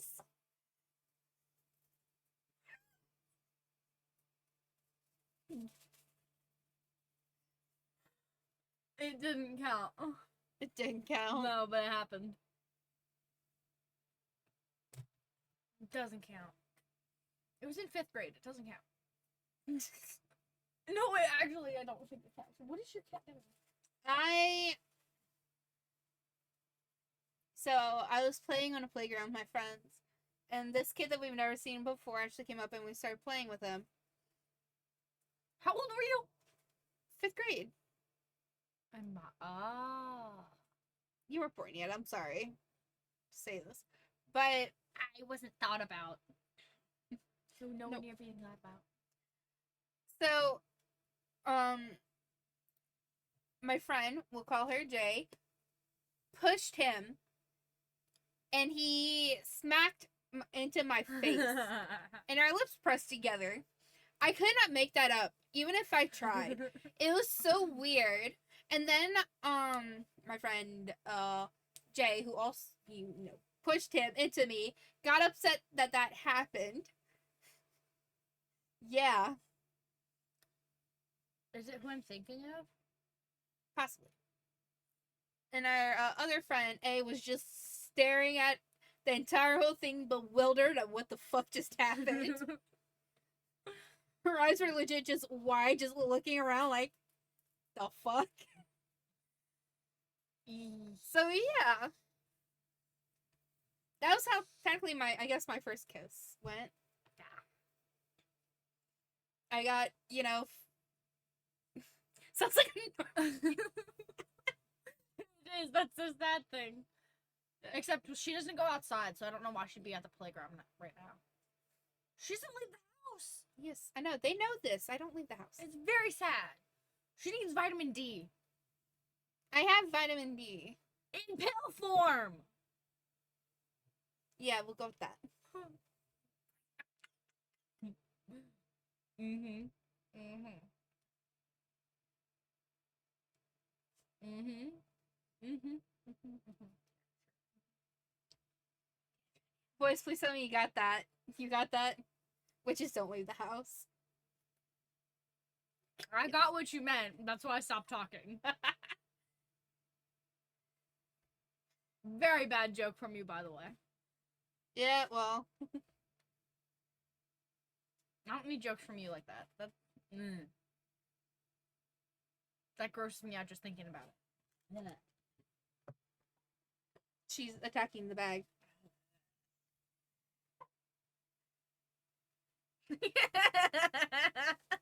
Kenzie is now enjoying this.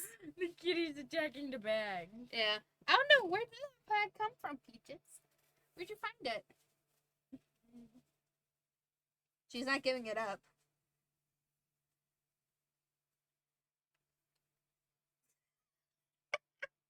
No, I He want my really bag. said it's mine.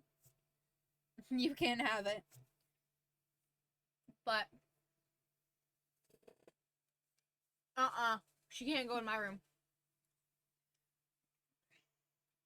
I'm allergic to her. She'll kill me. You might want to wash your bed sheets. Someone didn't close their door when they I left. didn't close my door. She opened it. You closed your door. There was a click, right? Mm-hmm. That you shouldn't have been able to open it up. You can open anything. She's holding on to it. She's like, it's mine. Let go.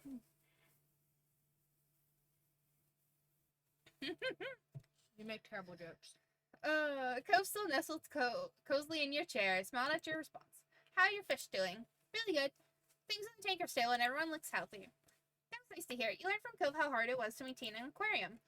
Fishy has been busy. Keeps starting between the plants and out again when I walk by, like a game of peekaboo. Or hide and seek. Yeah. Cove idly glanced out the window and gave a resigned sigh. It's gonna be harder to surf, with school. It's getting colder out. I don't want to get rusty. I'm gonna go on without You want this? surfing. Sure. Very coconutty, and I don't like it. Like, it was fine, but now it's just like... Yeah. I don't do He just coconut. breaks into rooms and acts confused. She really does. I don't know how I'm gonna go without surfing. I like surfing, but I wish it liked me. I'm over surfing now. Surfing's cool when we can. Sorry, Cove. I like surfing, but I wish it liked me. I like like surfing, but I wish it liked me. I like surfing. I can't stick to the board. He gave a light smile, coupled with a shrug as response. Won't be long until we get our grades for that summer work we did. Exactly. Do you even know the story? Nope. Nor do I care. He broke his arm. Okay. Proof. Point. Point in hand. Got Marcus from it, from breaking his arm. He broke it on a jet ski. Got it. You just took her toy from her. It's a Walmart. She's fucking around. He's looking so devastated. Peaches.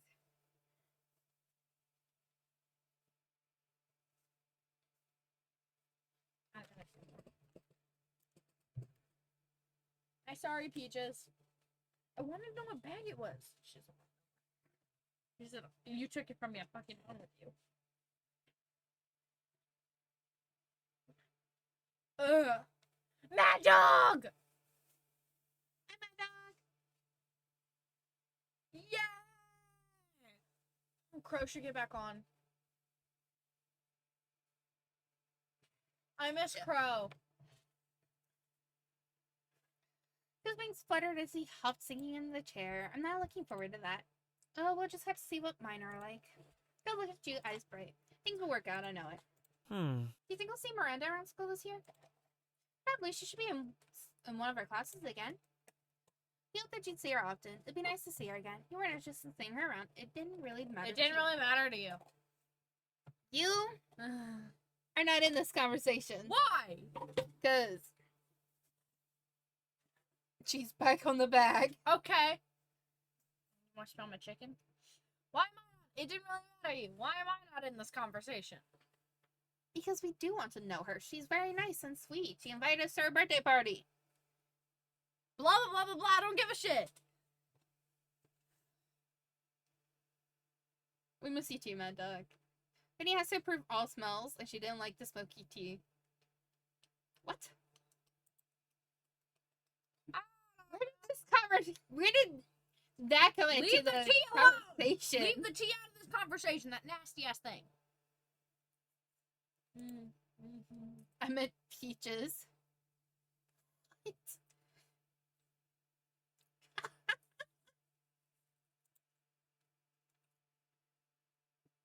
I meant peaches. Peaches asked to approve every smell in the house, and she didn't like the tea, so I had to leave the house and go to him. Where the fuck my cat go? Over there. With a bag. Another bag.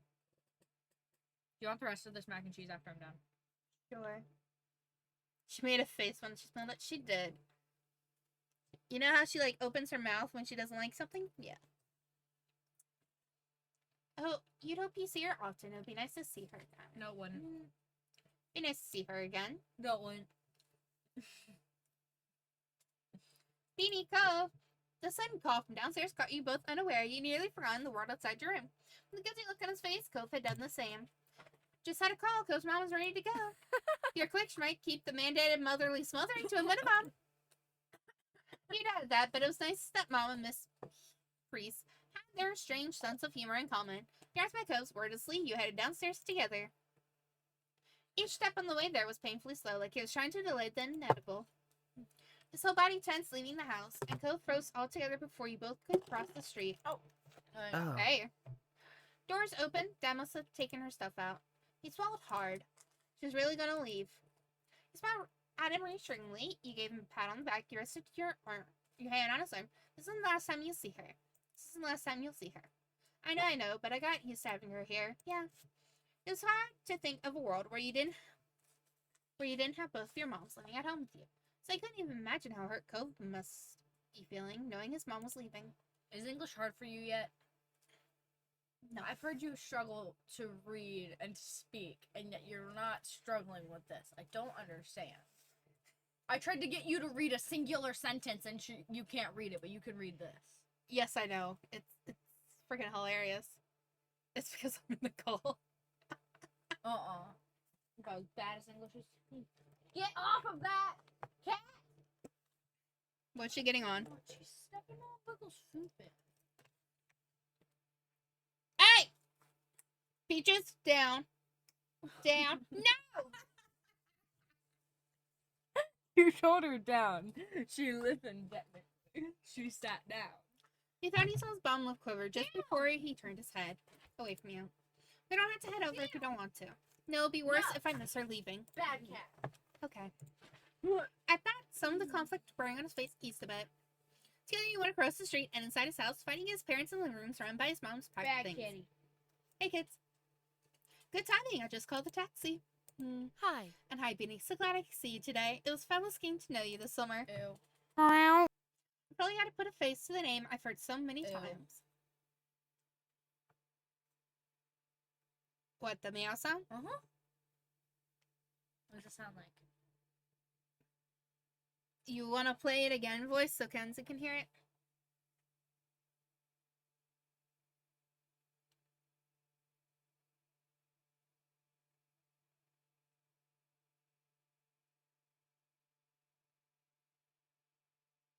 It's on cooldown. It's on a cooldown?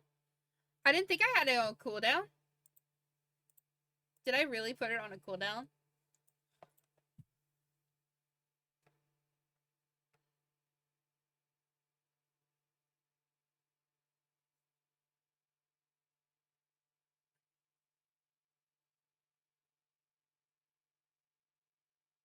It was only 500. Right there. Oh, I do have it on cooldown. God damn. You know what I can do? Guess what? I can fucking go around that.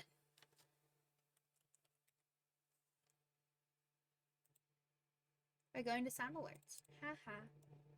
Also, I gotta. Meow. That was redeemed. Tell me why. Hold on to it. Because the thing isn't. I hate that. You don't like that? It's terrible. Ew, why's your hand wet? Because I touched this. Because I was gonna take a drink out of it. You should change the thingy for it. The cooldown. Yeah.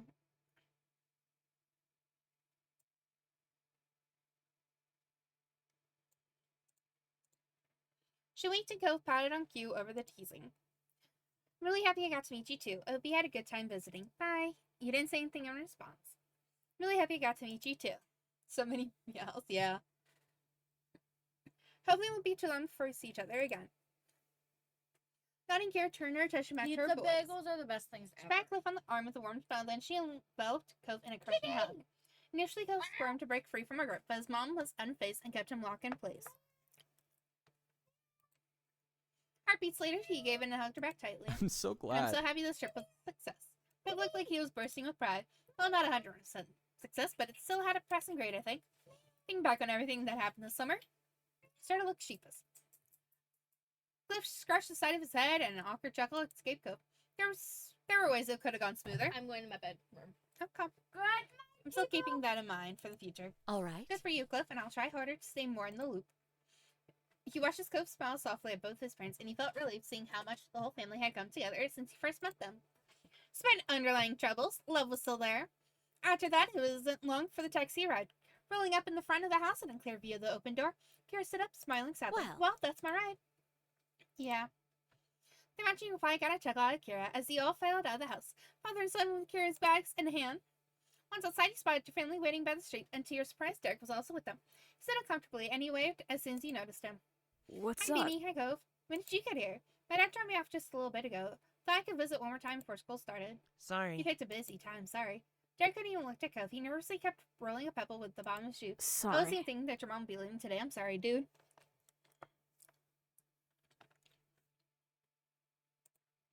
But you're not interrupting anything. You're always welcome here. It would have been sad if I didn't get to say goodbye before leaving. I think so too. Frank Derek would have preferred to have gone there at a more opportune moment. He never liked seeming impolite, but the reassuring words soothed his worries. The tension he was holding in his body lessened, and he looked like he was feeling much more like himself. Hi, Derek. It was fun getting to know you. Bye, ma'am. Is there anything I can do to help? Nah, don't Nah. worry yourself over that. We're just about set. In a short amount of time, Cliff had gathered and packed the bags into the trunk. Kira took one last look at everyone inside. Did you want me to move so you can get up? Yeah. Should I stuff the mac and cheese now that I have it? She's like, oh, you have it now? Does it smell different?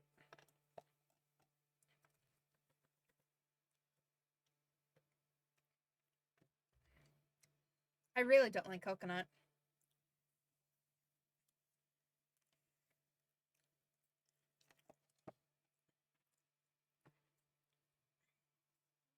But I think I'm gonna have to shove it down my throat so that it doesn't get wasted. Oh. Alright, I don't want to keep the driver waiting. It's time to head out. The little crowd that had formed around started. Evie! I didn't read that! Oh my god, no! I missed an Evie!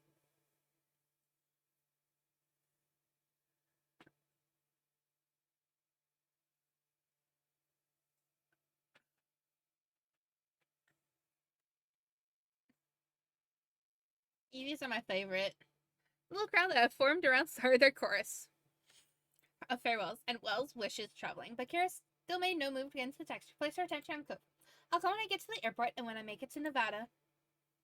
Also, you better call the moment you walk in the door at home. Otherwise, we'll be wandering all night if you got into trouble on the way there. Can do. I can do that. And could you call me tomorrow too, so I can tell you how school went? Of course, I want to hear all about it. Kira put a hand on Cove's head and affectionately ruffled his hair one last time. She then let go, only to move on to squeezing his cheeks in her hands instead. Mom, Cove. I love you so much, baby. She was chuckling by the time she freed him and rounded things off with a small tap to the tip of his nose. Cove rubbed at his face with a grin.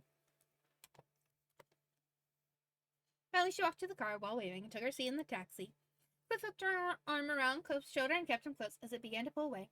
For a moment, Cove looked up at his dad and then wrapped an arm around across his back. Bye, Mom. Bye, Trey Savills. Kira rolled down the window and stuck her head out of it. She waved again while blowing kisses at Cove and Cliff. See you again.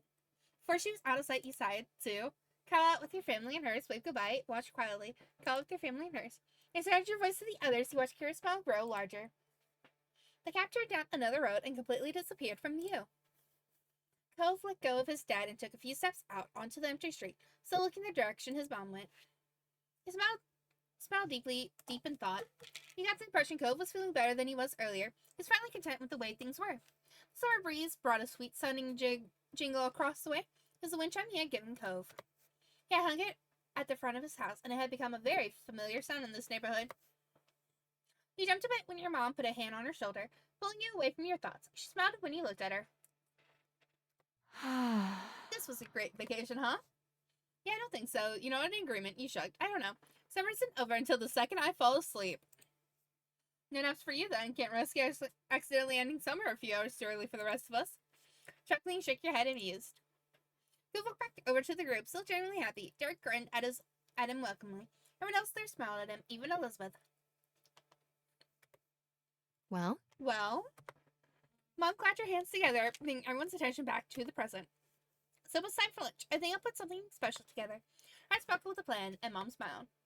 But you could use some help with that. That'd be absolutely wonderful. Derek glanced between the two, his eyebrows furrowed. Is there something I can do? Mom exchanged a fond expression. Mom shook her head. how That's very sweet, Derek, but it's alright. It's not your doubt. Technically, your dad left you under Cliff's watch. You're meant to be taken care of by him, not doing chores for the neighbors. Mom laughed a little over her own joke. You watched Derek look away, discouraged. It's okay. It's okay. I don't mind. I'm like slowly eating the mac and cheese Kenzie left me. He's a little bashful about it. You wonder if Mom's joke had just reminded him that he wasn't intentionally meant to be invited to lunch.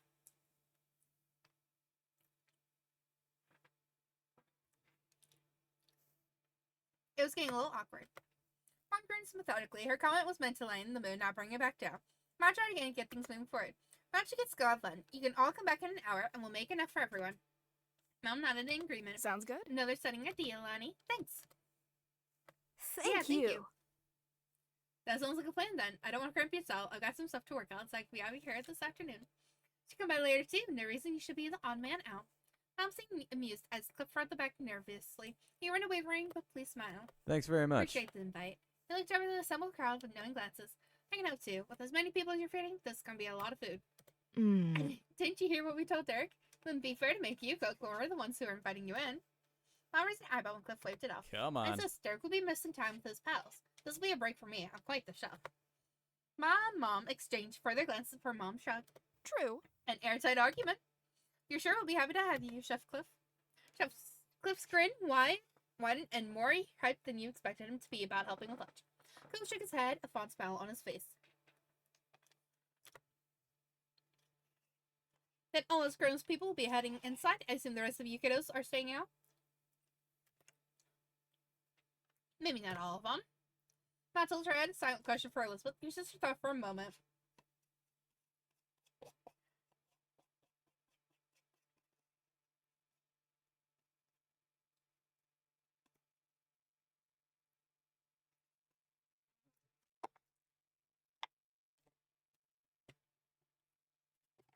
That was good mac and cheese.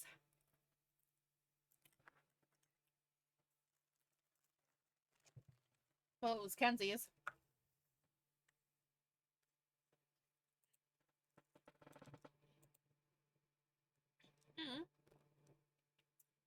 Look at the phone.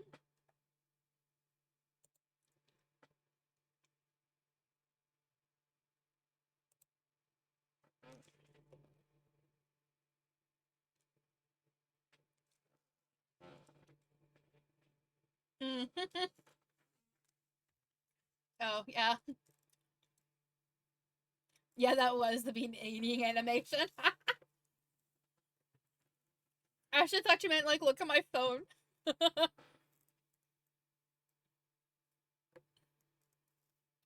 was talking about Mad Dog. He said being looking at the phone. I thought he was, like, telling me to look at it. Yeah, I was shoving mac and cheese into my mouth. So yeah, I was looking down, making sure I got it into my mouth and out of my clothes. It is the way I look down though when I'm playing on my phone.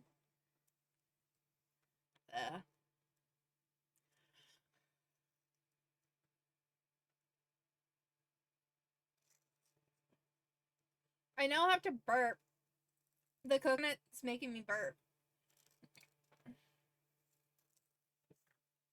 I'm not gonna lie, coconut is not my favorite thing to have because it just smells like shampoo. And it basically what I think shampoo tastes like.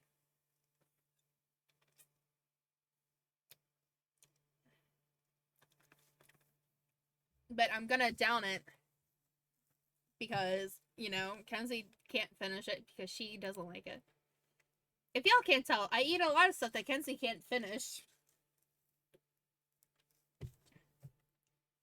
Matilda had a second question for Elizabeth. Your sister thought for a moment. All right. I'll stay with the kids. That's great. fantastic. Both your mom smiled at her, while Derek and Go didn't seem to appreciate her phrasing. But with the plain sight, all three parents waved and headed for your house. It was just as you teenagers now. Elizabeth looked at you and the others, a curious expression on her face. So what now? I wonder if Elizabeth only stayed with you to avoid getting roped into work. Then again, she could just generally want to hang out. You can tell with your sister. Gil spoke up after no one did to answer Elizabeth's question. Want to go down shopping street? It's been a while, and I don't think there's a lot of other things we can agree on. Yeah, sure. awesome. Sounds awesome to me. Unlike you guys haven't been there 1,001 times. It's new to me. Let's do it. Okay, if you guys really want to. Oh, there's something else to do. Let's do it. You showed across the road as a group. Down to the beach and then to the left. Yeah. Though. Oh, God. Kenzie wanted a strawberry lemonade that's frozen. And she thought this was it. But it was not it. I don't think they weren't allowing her to go into the lemonades and getting a freeze one. So she just had to take what she thought it was it. All she knows is that it was frozen and it had some dragon fruit in it. And she likes dragon fruit, so. Sadly, If this was a strawberry lemonade, I don't think I would have gotten it. It would have been down her throat in less than 10 seconds. Took less than 15 minutes to arrive at one of the conveniences of Sunset Bird. Before you looked around at the shops, the familiar shops, trying to see if anything caught your attention this time. Jack was the most enthusiastic. He checked out every stall with his eyes wide with wonder. Elizabeth and Co. were good in good spirits. Wow, that's so cool.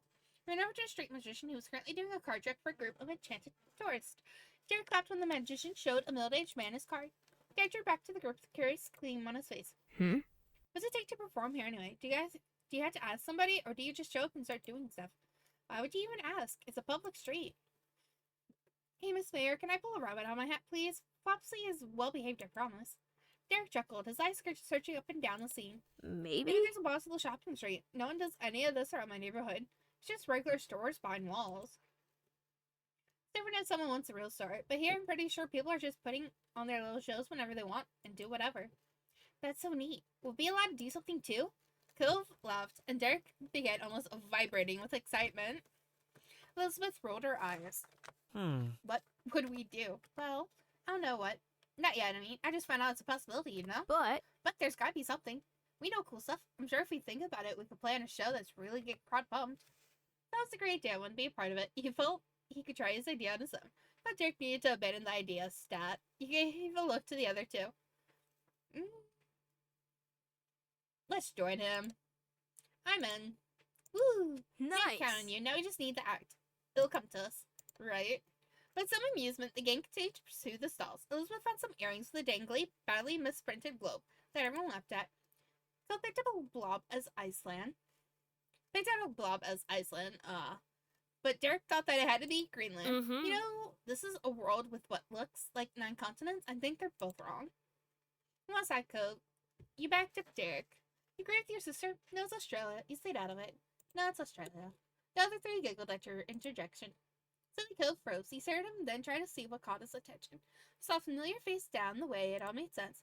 Between the crowds, his bright hair stood out like a neon green bowl in a kitchen sink. It was Jeremy. Jeremy slowly jerked his eyes down the street. His eyes widened in mutual recognition. He definitely noticed you. Derek frowned and Cove didn't step back. He couldn't help but remember the last time he seen Jeremy at Miranda's birthday party. No wonder Cove was already defensive. So they're shocked. You glared at Jeremy. You waved at Jeremy. You saw a smile at Jeremy. You looked away. He saw a smile at Jeremy. He just looked divisive. Elizabeth raised an eyebrow. Her gaze swept over Jeremy without a hint of a clue. Jeremy simply scoffed himself a wad deeper into the crowd of people. Derek relaxed and exhaled loudly. That is not going to start anything. He peeked over at Elizabeth with a tiny spark. See, that was the mean kid. What? Aw? She still didn't get it. The first summer day hadn't made nearly as much of an impression on her as it did for Derek. But he smiled and waved it off. Just forget about him. I already have. He laughed. Cove smiled lightly. He seemed in a much better mood now that Jeremy was gone. Yours wandered over to where Jeremy disappeared. He hadn't frowned that day you met him either. He was only going to be in town for a vacation with his parents he hated. That glimpse was probably the last time you would ever see him. Much realization to everyone. You kept the thought to yourself. You broke from the group and went after Jeremy. You kept the thought to yourself. Rosa snapped her fingers in front of your face. Apparently you had spaced out. Cove and Derek were already at the next stall. Come on, unless you're going to get left here. You nodded and caught up with the others. Cove raised an eyebrow. What were we thinking about? Nothing. You just searching look, but let her drop when Derek yelled at you to go check something out. Jeremy was unlike anyone you had ever met before. You thought he was horrible. You thought he was weird. You thought he was stupid. You thought he was pitiful. Kind of okay. You don't know what to think about him. Pitiful. The group moved on from the stall and from Jeremy. It didn't take long for everyone to return to the joking. You all enjoyed what little time you had left, as Elizabeth mentioned the hour was almost up. The lunch had flown by. Lunch must have been waiting for you, but now Jack bounced on the balls of his feet. Okay. Come on, guys. Let's get going so we can eat. I'm starving. We have to. Can't wait. I've had enough walking around. Homebound, here we go. You nod silently. Homebound, here we go. Phil stretched one of his arms lazily. Let's go, then. You looked at him appraisingly. Ask Cove to carry you back to the house. You nodded at him. Cove to carry you back to the house. Let's go. Hey, Cove. Yeah? Could you carry me back home? What? What? Cove turned red, obviously flustered. He explained you wanted a piggyback ride. You didn't want to walk back. You told him it was a special occasion. You said, I let it go. You explained you wanted a piggyback ride. I want a piggyback ride, and you're the only one big enough to give me one. Cove sighed and looked and shook his head. Elizabeth and Derek became a chorus of laughter. Come on, Cove. It'll be fun. All right. Phil stepped over to you. He looked like he couldn't believe what he was doing. Your lips quirked into a large smile. Aw, yeah, thanks. He hurriedly crouched down in front of you so that you could climb on. It wasn't hard to hop on. He slipped his arms under your legs and did his best to lift you. It was wobbly, but he managed to stand all the way up. Elizabeth watched with a smirk on her face while Derek laughed even harder. It was fair to say that your antics were entertaining. You were glad Cove went with it. Cove carried you home, but he seemed pretty bashful about the situation. He struggled with how much to grip around you and whether or not he should try to reposition things. It was a pleasant walk home, and in no time you had made it back. Derek got to the front door and held it open for everyone as you each moseyed inside. The three parents were still in the kitchen. They looked up and waved. Welcome back, everyone. You made it just in time. I hope Hey. you're hungry. Until it brought you inside, the parents couldn't help but notice the odd conveyance. Moms weren't sure, and Mr. Rowan raised an eyebrow. Everything Did you okay? pull something, Beanie? I'm okay. Aw, Cove, you've gotten so strong. Good kid. And reliable, too. What a guy. Cove rolled his eyes with commentary, then started walking to your couch. Bit down and you let yourself pop back onto the couch. Thanks for the lift. Cove exhaled loudly and shook out his arms. He just seemed relieved that he made it. So did everyone have a nice time, huh? She gestured for people to take a seat at the table. Plates and silverware had already been placed out. You took your normal seat. Elizabeth sat across from you, and Derek took the seat to your left. Cove sat on your right. Yeah. Yeah, we had a great time. It was fine. I had fun. I really liked it. It was okay, guys. Yeah, the bank heist went off without a hitch. Bank heist. You just got some chuckles going around the table. That's good in my book. Cash and Mr. Run sat in the empty seat across from Cove. He smiled at you and all the other kids. Mom settled down, platter full of water glasses on the table. She looked down at the gathering. It's a good thing we have 8 chairs. I can't remember the last time we've had a group this big over for a meal. Can you pass the drinks down to the other side? Make sure you all get one. Sure. Those close to cups obliged and started offering waters around. As everything got set up, Ma tried Elizabeth to take her elbows off the table.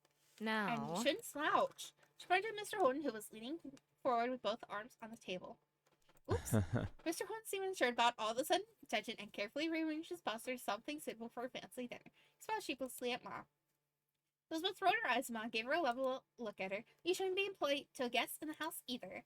Elizabeth groaned, long suffering. Ma giggled and Mr. Holden chuckled. Not The life bad. thing from Derek. He has the best manners here. Derek blushed, but it was true. His posture was upright and formal. He even held his fork gracefully.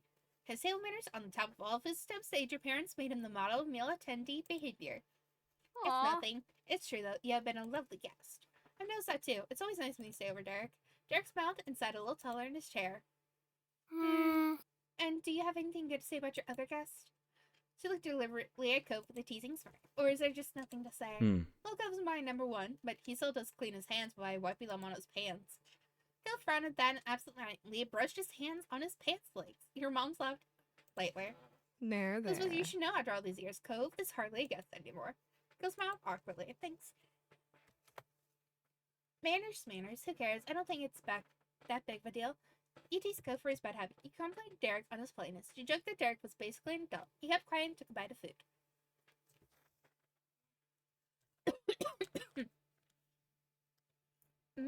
Some manners. Don't think I'm not seeing your elbows where they shouldn't be, Beanie. Everyone ate their meal together and continued to hang out for the afternoon. After the food, you and the others played a couple of games and talked about plans for the upcoming year. Time passed by quickly, and soon it was time to part ways. Mr. Holden talked to your moms, and Cove drifted over to you, knowing that as soon as his dad finished up, he would be leaving. It'd be cool to say, but we have some stuff to do before everything closes today. Okay. Yeah, bye. Could you move? I need the phone. Cove raised an eyebrow, and Elizabeth impatiently gestured behind him. Cove realized he was standing in front of where the receiver was placed. He sidestepped out of the way and shook his head, clearly thinking Elizabeth was rushing too much. Your sister made a beeline for the phone and started dialing the number of what you figured was one of her friends. Knowing Elizabeth, she was going to be there for a while. You, Cove, and Derek shuffled closer to the door. It seemed like Mr. Holden was wrapping up his conversation, so everyone started saying their various farewells. Talk to you Another later. moment.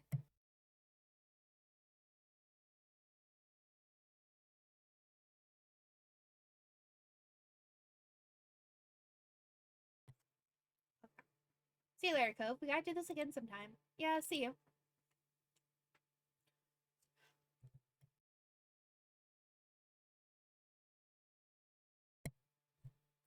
Cove turned to you and smiled slightly. Bye, Beanie.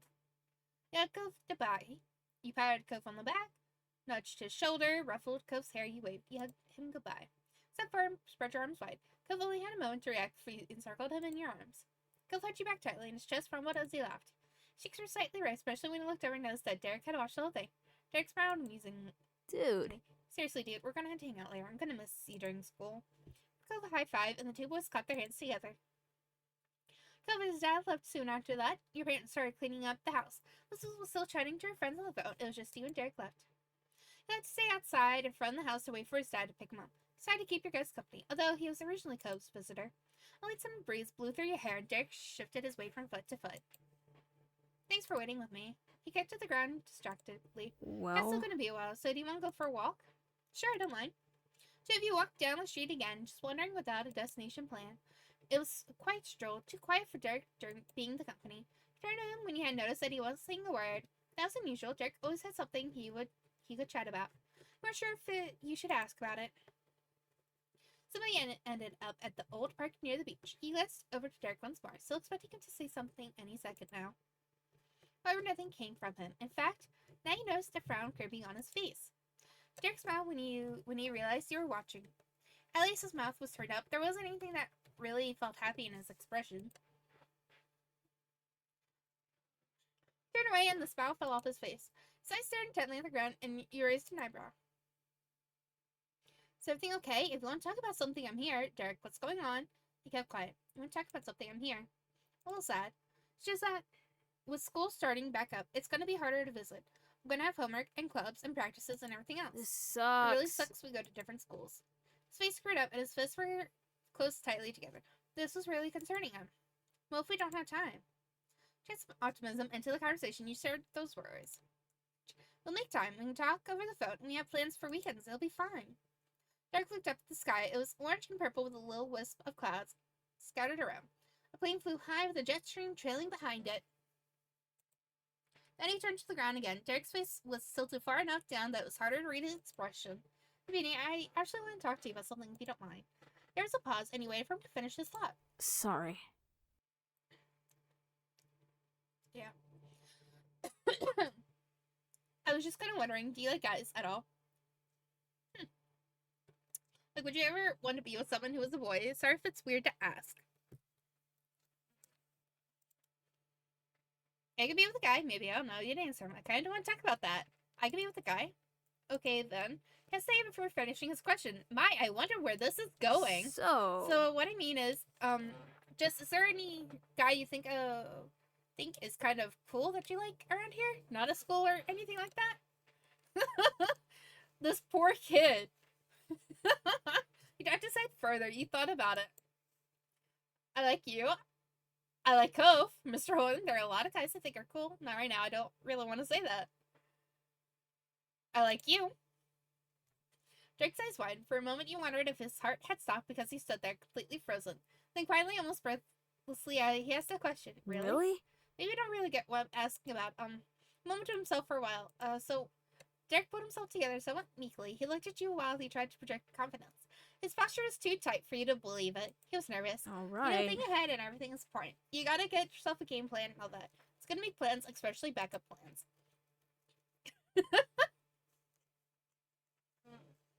He babbled, full of energy and forced gusto. Well, anyways, I heard about this thing where people make pacts with their good friends that if they don't find anyone else, then they get together. Together, like they get married and stuff.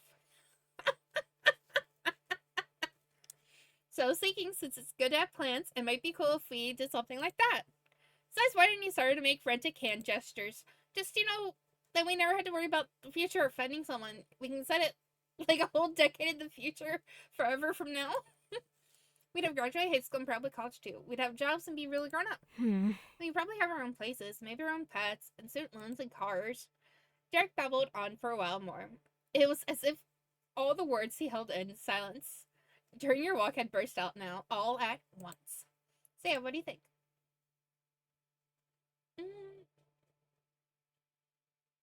That's a good idea. I think having a backup plan sounds smart. Why can't we be each other's first choice?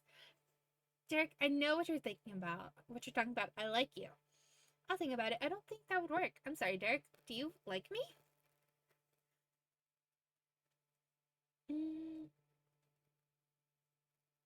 Voice, which one?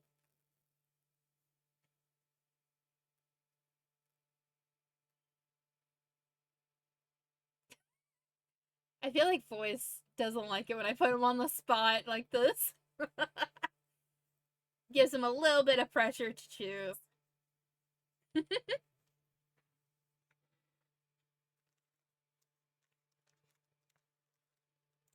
Why can't we be each other's first choice? He had to pause, desperate to find a way to explain himself. Yes, well, that's a big decision. You have to think about that kind of thing right now. Better to worry about all that later when we're grown up. That's why it's a good idea to have a plan, you know? Well, honestly, I think you and me work out the best for that. So, that's a good idea, I think. Having a backup plan sounds smart. It's a deal. I'll think about it. I don't think that will work. I'm sorry, Derek. It's a deal. Really? Awesome. Derek brightened significantly and started to bounce excitedly on the balls of his feet. Okay, then let's do it. He held his hand, offering a shake. Officially, he repeated the terms of the deal. If in 10 years, I, Derek Soros, am still single, and if in 10 years, Evie and Les are still single, we both agreed that the two of us will get together. Shook his hand, he kissed him on the cheek, he kissed him on the lips. Now, this one doesn't matter. Should we do the kiss on the lips? Voice is saying yes. He passed right by his outstretched arm, placed a slight kiss against his smiling mouth. When you parted, Derek gasped and slapped a hand against his chest. Oh, that works too. It's a deal. Alright, thanks. I feel better about the future already. He laughed and scratched the back of his head. You could tell he was giddy about this, and he felt happy too. I am too. I'm glad to hear it, fiancé sort of. You nod. Life's gonna be smooth sailing now. I respect your commitment to preparation. Thanks. They didn't spend much longer at the park after that. Derek didn't want to miss his dad, so you both made your way back to the street. Derek stepped forward, seemed lighter than before. Derek found all kinds of fun things to talk about as you walked side by side back to your street. Then you popped down the curb outside your house, hugging your arms around your legs. So this was comforting, and you were grateful that Derek was keeping you both distracted from the inevitable. For a little while longer, it was still summer vacation. You listened while he excitedly told you all about the new action movie coming out in a few months. And then you watched his brow pinch as he described the new ball tricks he'd been working on perfecting it was. Hold on.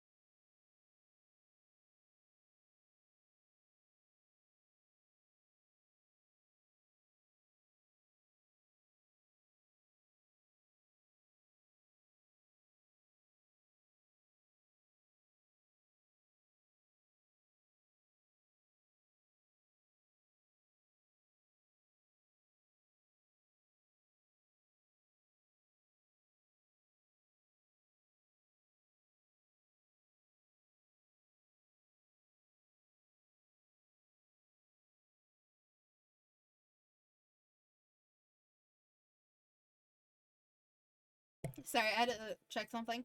See if it had water in it. It did not, so I had to put water in it. It was easy to laugh along to his tales. He enjoyed the shine in his green eyes most, when the conversation shifted to funny stories about his little brothers. Still, there was a part of you that hadn't moved from the conversation in the park. Your face went hot, replying, replaying Derek's proposal for the future in your mind. You had said yes. Did that mean you were kind of engaged? Engaged with... Corvettes, maybe. Focusing on Pebble you were rolling on her foot, felt a strange thrill twisting in your chest. You peeked at him. Derek was still busily telling you about the time Nicholas dropped his treat baggie in the car. And most of the cookies fell under the seat in the loose hair and dirt. Wrinkling your nose, he laughed. No matter what happened in 10 years, you'd hoped you and Derek still got to hang out, even if you were just sitting on the curb together. It was almost hard to believe that much time had passed at all, when a couple of short honks rang out in the neighborhood. Snickering, Derek scratched the back of his neck. Dad's here. He looked up the street and spotted the van coming around the corner. Miss Saris, cheering, waved her arm out the window from the shotgun seat. Oh, Mom, too. Guess we know what that means. Derek rose to his feet and brushed some dirt off his pants. He followed his lead as the car rolled to a stop in front of your house. The van side door slowly and laboriously opened. On the inside was Jorge with a victorious, wide grin. As he tugged the heavy door open, the rest of the way so Derek had a way in. Hi. Nicholas was there too. You heard him well before you saw him. We're here! Looking past Jorge, you found Nicholas bouncing against his straps in full force. Thanks for coming, guys. Hey, boys. Nice seeing you. Putting him to the sides of the door, Derek leaned into the car to give Nicholas a moment of one-on-one action. Hear the kids' giggles over everything else. Faintly, you could hear the conversations happening between Derek's parents. She couldn't make out a single word. And before you could do anything with that thought, Derek glanced over his shoulder. He paused and held your hand softly. Then, Derek let go of the car to stand back in front of you on his side. Gotta go. Well, you know that. Bye-bye. It's really cool hanging out today in the summer. Not even his usual cheery enthusiasm could keep his sadness away from this time. His voice grew quieter and he scuffed his foot on the pavement. We had a got good summer break, huh? But it had to end sometime. Yeah, and it was best summer too. I wouldn't have wanted to spend it without you. If I haven't met before it started, you nodded. Luckily we got to deal to a short, uncertain future. I wouldn't have wanted to spend it without you. Derek's gaze had been wandering, but now it was fixed solely on you and all. His whole demeanor brightened. Really? Uh-huh. You always make things better. I can't imagine a summer break without you now. Me either. You hugged him goodbye. You gave his shoulder a pat. You high-fived him. You gave him a thumbs up. You smiled. Hugged him goodbye. Wrapping your arms securely around Derek, tucked your chin on his shoulder. You squeezed your eyes shut as though you would make the embrace even more powerful. Held you back just as tight. Before you let go completely, whispered one last promise. It's Don't worry, okay. I'll be back again sometime. But the time had finally come, and Derek hopped into the cabin of the van. Jorge and Nicholas waved to you from their seats. They don't shout their goodbyes next from the front. They laughed at their muffled voices, and Miss Perez leaned out her window. Have a good We one. realized you probably couldn't hear us. Mr. Spencer just wanted to say goodbye, Beanie. Yes, goodbye. Derek's dad leaned over his wife to give his farewells. Bye, thanks for the fun summer. I'm so happy you got to see you all again. Bye. See you later. Come back soon. Don't worry, you haven't seen the last of me. I'm so happy you got to see you all again. Bye. Us too. Hope you have a good first day back at school. Light nod. You gave one last wave goodbye. You missed your summer adventures with them already. Yeah, I'm happy I got to see you again. He only gave a nod back. He copied you. You're full of pride over a seal of approval. Turning ear to ear, you gave the little boy a thumbs up. Me too. Take care, Beanie. Then Derek closed the door for Jorge this time. He moved the massive door with much more ease. After the car moved further down the street before flipping around, drive up the hill and out the neighborhood. Remain rooted there to the curb and watch the Swartz family drive away. You're relieved you got a chance to see the whole family again. But they were gone. And you were left to your own devices. Pivoting around, you made your way inside. Now that it was quiet, you yawned, decided it was a good time to settle in for the night. Stretching your arms over your head, you noticed that the living room and the phone happened to be free. You take it easy, you called Lee. Let's call Lee. You picked up the receiver and quickly punched in the familiar number while going to take a seat on the couch. Soon enough, after explaining the situation to the housekeeper, Lee answered. Hey! Hey, Lee. I'm sorry. Did I read the right housekeeper? I think that's the first time I registered that. Can I talk? Can you talk? Definitely. We practically have to. My gosh, can you believe it's almost time for school to start? What happened to our summer? School starts first thing tomorrow for me. Ew, and I thought starting next week was bad enough. Enjoy last week. Oh, I will. I hope you'll survive your first day. Me too. I need a good year. Ditto. And at least summer was nice while it lasted, right? We were busy. Yeah. Finally thought about all the best memories you made this summer. Lee was there for some. There's still many you didn't fill her in on yet. You reminisce about a moment of your summer. You began to speak about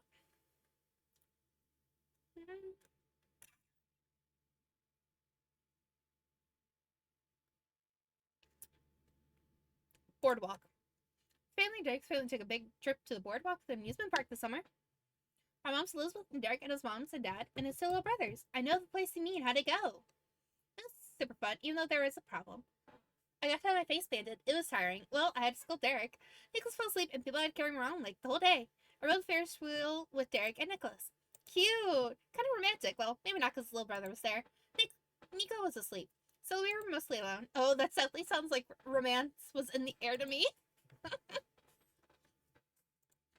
Another thing,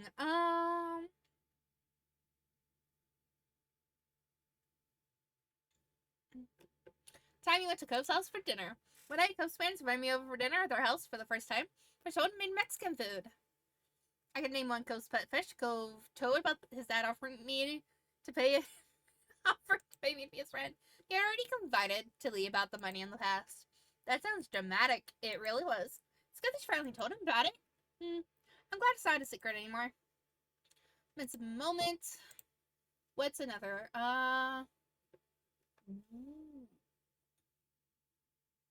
Road trip. I went on vacation. Cove's parent ended up inviting my whole family on the trip. Well, that's awesome. It was a 3-day trip, and we visited the Redwood National Forest. Lucky. The park was amazing. It was fun hanging out with everyone. Really like riding in the RV for the time. Cove's flirting with me on trip. Cove snuck up into the lot where I was staying. I almost kissed Cove. So we tell her that.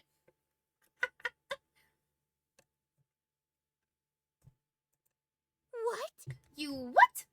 When? Start at the beginning. Your face immediately felt like it was burning, knowing there was no closing this can of worms. Can't believe you've been holding out on me with such a juicy story. You have to tell me everything. He easily imagined the large grin that would be sitting on Lee's face as he began going into every detail on the setup, what happened, and the way it ended. This is going to be Lee's favorite story for years. You could feel it. I'm so happy for you. That's so funny and really cute. Thanks, but it's not like anything really happened then. That's not what counts. The feelings were there.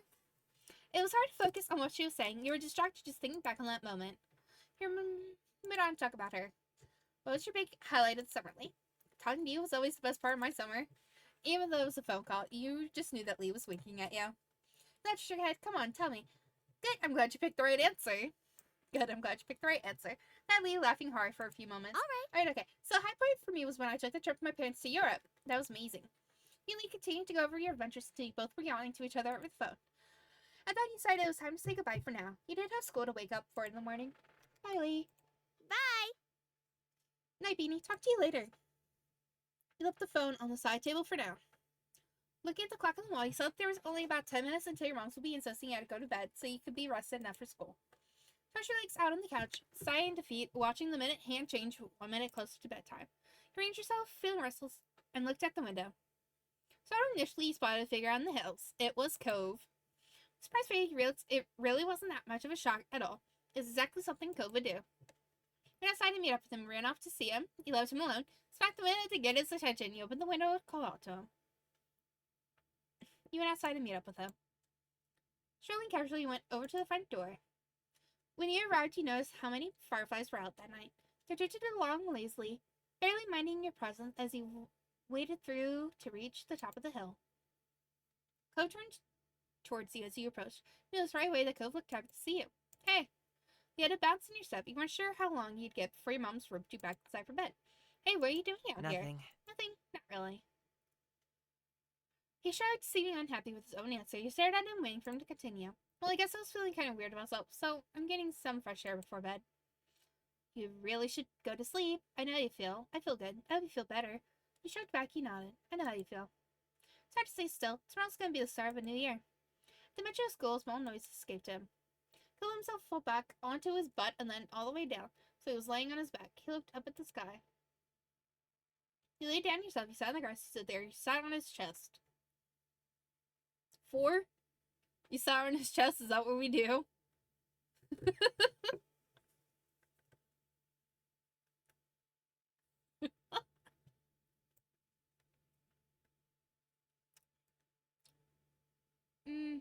Lay down yourself. Why not? You lured yourself to lay back on the hill. He had been lost in thought, or was probably waiting for you to situate yourself, but he started speaking unprompted again. Thanks for telling me about my dad, and the money he offered you to be my friend. That was probably the last thing you were expecting out of him. Cove seemed to pick up on that, and stretched his arms out wide in front of him. I mean... This is where we met, remember? It happened that day. You could recall the sad little boy with the pink cast, who you found in this very spot. It felt like a lifetime ago. I kind of have a strange feeling. Looking at you, not in a bad way, just thinking about you then, and really seeing you now. It's something. Turned his face away from you, and he got the person he was trying to hide a blush. So it's almost unbelievable how much of an impact he made on your life just by moving in next door. Can you imagine what your days might have looked like in a world where you hadn't met him? Cove glanced back at you, waiting for a response, and he had no idea what to say. Then, still without a word from you, Cove shook his head strongly. What? It's you. Huh? Slickered before answering. He looked thoroughly amused by your reaction. That's what you do all the time, so I'm paying you. You do that all the time too. So do you, Cove. Your son, he knows, now take note of it. I don't do it that much. Not being able to argue with his assessment, he accepted it. You do that all the time too. Do I? Yeah. Who couldn't help but grin at that? Honestly, there weren't many people you could think of who could tease you about something like that. Turning a smile, you realized there was no denying that you two have been around each other for a long time. Cove broke the quiet before it could fully settle. See you tomorrow. Hey, I'll see you tomorrow. Yeah, see you then. Final wave, Cove headed for home, but you stayed there a few minutes longer. Your mind kept going back to the simple statement, see you tomorrow. No matter how much was changing around you, there's always some things in your life that always seem to remain true. The hills felt warm to you that night. Before you know it, you're getting comfortable under the covers in your room. Your mind couldn't help but still be buzzing with the thoughts about the future. You felt excited, nervous, unsure. Excited. There's a little doubt in your mind that things were moving forward, and you couldn't wait to find out what changes were waiting for you on the horizon. Slowly your eyes grew heavy as you drifted off to sleep, your mind spinning with wishful thoughts. No matter what happened next, you could only hope that you could make the most of it. You were ensnared in a dream when a noise from the outside world jostled you. Can we just state, this took like almost 3 hours. Your eyes snapped open. Noises happen. You just tried to forget it. You suddenly kept your eyes pressed shut. Your eyes snapped open. The light clatter continued. Now that you were more alert, you could distinguish it was a tapping sound. Quiet, slow, but persistent. Each beat was like being poked. You couldn't ignore it. You lifted your head from the pillow and looked for the source. Now much work was needed to puzzle it out. It was from the window. With that, you knew exactly what it was. From the color of the light filtering into your room, it was too early for anyone to be awake. Including the sun, it had barely held itself over the horizon. But it didn't stop some people, it seemed. You sat up in bed, opened the window wide. Cool air, not yet warmed by the day, tickled your face as it pushed into your room. Just as expected, there was your neighbor crouching on your windowsill. He was fully dressed, though not for school. He was wearing a wetsuit and a shy smile. Hi, Beanie. You stared back, blinking. So technically we won't be back to school for a few more hours. His voice was delicate yet deliberate. Each word a careful explanation. Classes haven't actually started yet, so do you want to hit the beach with me one more time this summer? Always. Here we go again. It's way too early, Cove. You're crazy. Cove, you're so cute. Gave a decisive nod. Always. His smile widened affectionately. Rushed to get changed into something suitable while Cove climbed back down to the ground level. He himself, half asleep, struggled somewhat as he attempted to coordinate them into a swimsuit. But once you got there in the end. Soon you were tiptoeing out your front door, clutching a towel. Cove was already there to greet you. Your eyes met. Cove's gaze started to your destination, back to you. Checked the door was closed, gave him thumbs up, and the two of you leapt into action. Wordlessly, you began to run down the familiar path ahead. Cove beside you. The thrill of your illicit outing made you want to laugh. Not that you dared. If anyone in your family looked out and saw you, then your summer would be back to being over. One glance at Cove told you that he was exactly the same, holding back snickers for fear of being heard and caught. The towel streamed out from under your arm like a cape. You were running so fast downhill that simply keeping your balance and not tumbling down was a real threat. It just wasn't enough of one to make you slow your pace. For every step you took, the beach was a little closer and the day a little brighter. What lay ahead for you would arrive, and you were happy to meet it.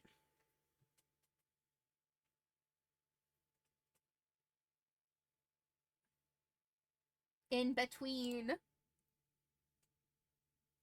I forgot we made our hair purple.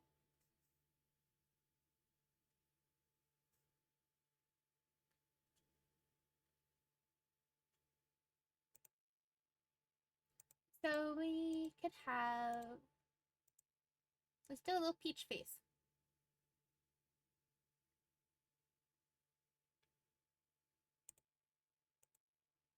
What should we do with our hair now?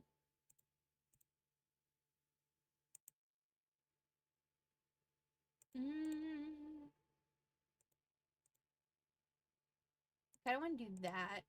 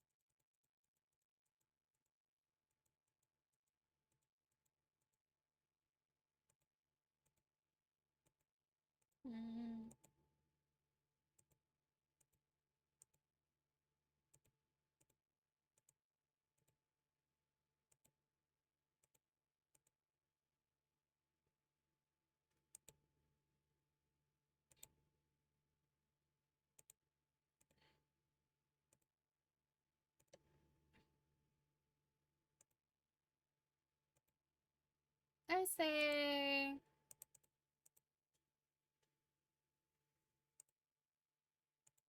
we do short hair. We had long hair. So let's do flowy and short. No. Yeah. Should we do a different hair color? Ooh.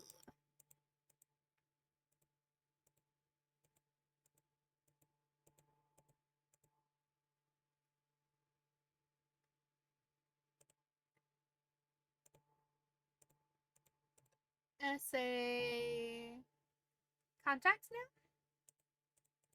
What earrings? They got star earrings.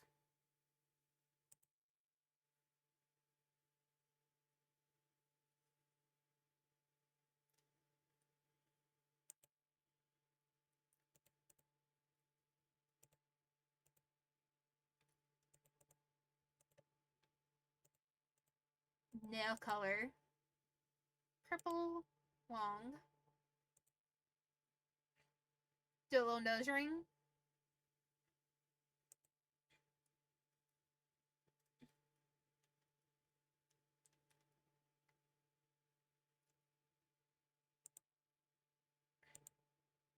Should we do blue hair?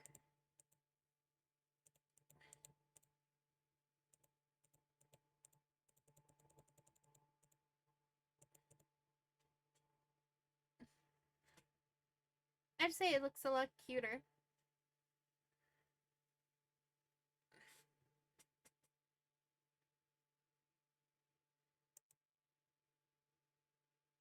Done. Crush. Yes. Should we do both personality and appearance, or should we just do appearance?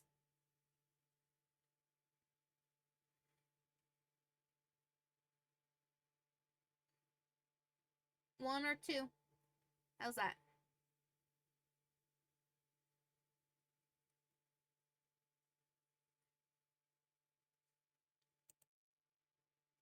Cold, quiet, sporty. That is what he is.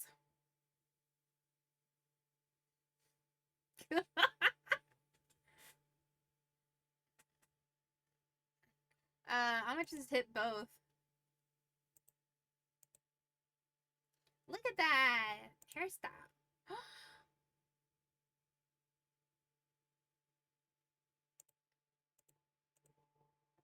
Chopped off all his hair. Could give him earrings.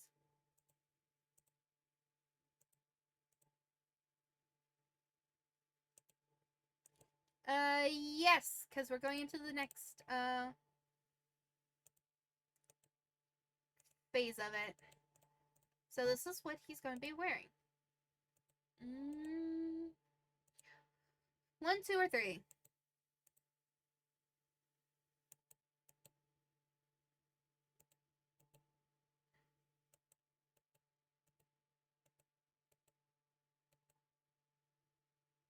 This is 1, 2, 3. I think that'll look good, but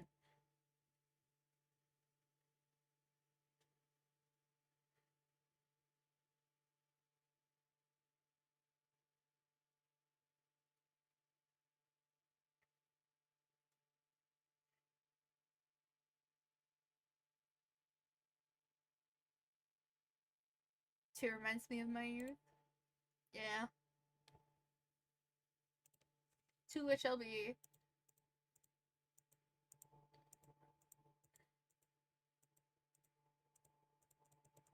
I like how the only difference is that this is much more thinner than that. This piece. This is a lot more bigger up here, but thinner.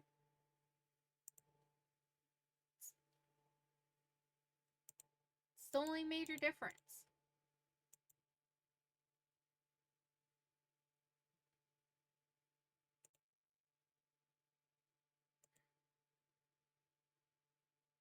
Looks good. Done.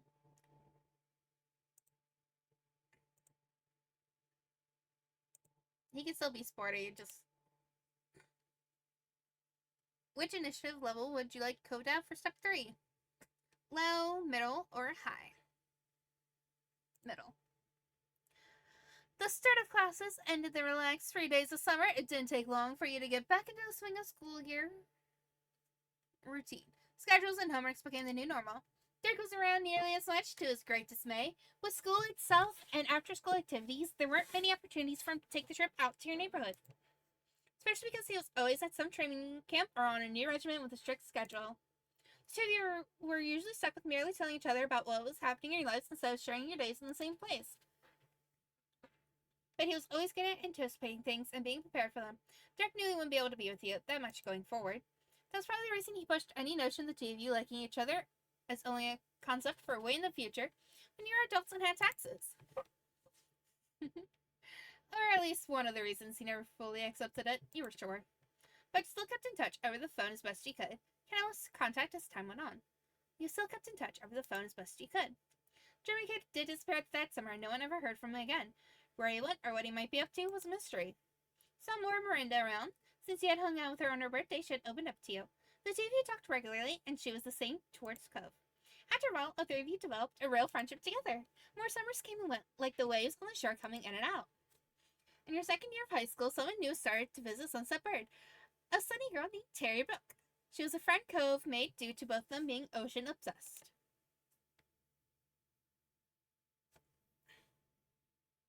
Yep. More she felt, you were pleased to get along with her as well. Funnily enough, Terry was also extremely tight with Miranda, who she had known for even longer than Cove. The four of you were able to create a small friend circle. As for your home life, the last also had developments. Changing laws and public perception countrywide made it possible for your moms to openly wear their wedding rings without questions. Though they had a wedding years ago, it was only recently that the union was officially recognized everywhere in the U.S. That was a good day, to say the least. Elizabeth came into her own and stopped being quite as irritable. She no longer worried about perceived childishness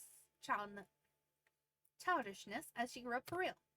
She didn't even mind being called Lizzie again, although most people used Liz.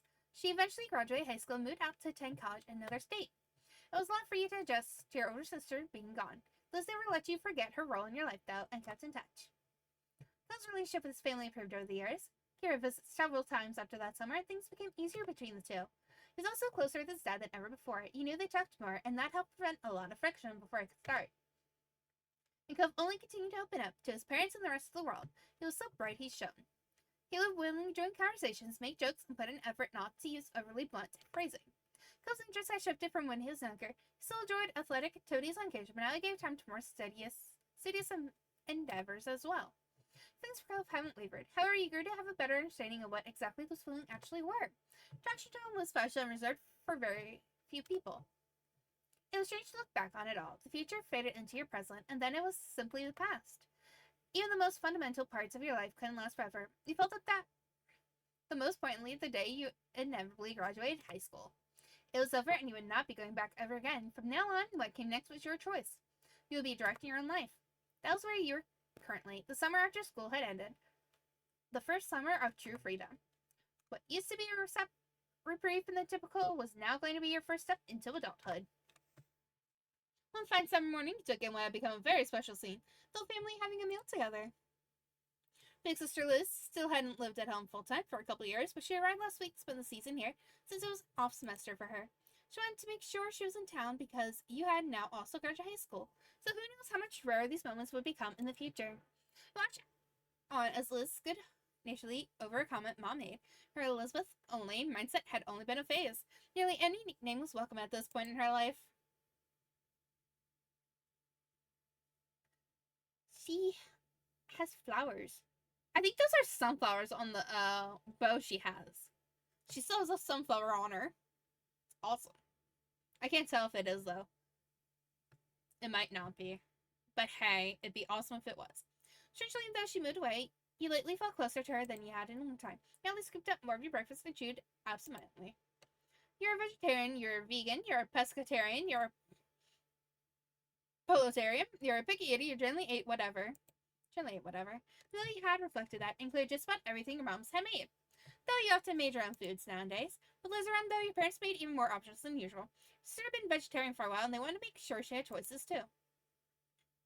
Conversations had gone on idly without you fully taking in the words until your ears were peaked when Mom started on a bit town gospel. So that's how I heard the news. All right. Now stop burying the lead and tell us, what is this so-called news? Mom giggled as she cast a look across the table, satisfied that she had everyone's attention. Well, it turns out the Donalds won't be renting out the condo up the street as per Sunset Bird tradition. For the first time in what must be nearly 2 decades? A chorus of gasps and shocks expressions were had all around. After the initial shock, your eyebrows pinched. Mom may consider them by name, but you and Liz always viewed them exclusively as the mean old couple who would yell at anyone under 25 who crossed their paths. Mom continued on with the story, spreading strawberry jam over a piece of toast as she did so. They decided not to take big trips anymore. Friends and family will be visiting them at their home. It's nice for them then. Have a good summer. Me and grandparents with no grandkids away from us. That's relief. It's kind of sad they can't travel anymore. Hope they're still okay, even if they are mean. My thoughts exactly, Liz. Finally, they can piss off. They didn't have anything to comment on that development. It's kind of sad they can't travel anymore. They've had a very full life. It's nothing to sneeze at. And you be nice, Liz. You don't want to end up like them, do you? You and your sister cracked smiles at the joke. Well, At least I won't be here to yell at my children anymore. Lonnie. Lottie? And that Blick comment got larger from all 3 of you, engrossed in conversation once more. Continue to chat with your family until the meal was over. Step 3, third time's charm.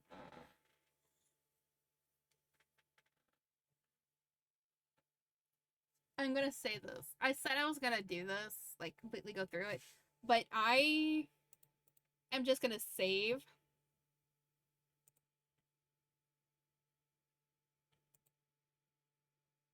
Here.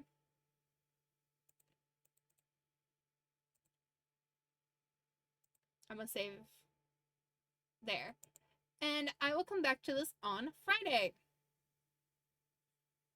Because I am hungry and I want to eat. So, on that note, I shall see you all next time.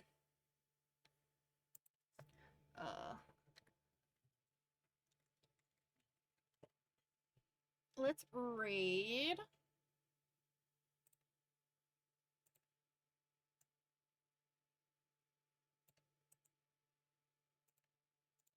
Rosie is live playing Fortnite. We'll read her.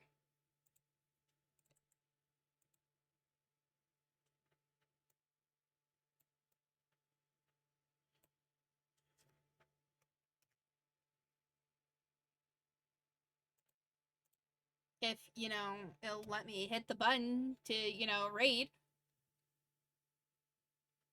Really weird that it wouldn't let me hit that button. But, okay, I shall see you all tomorrow. And, yeah. Tomorrow will be my time at Porsche, I do believe. Hi, Risa.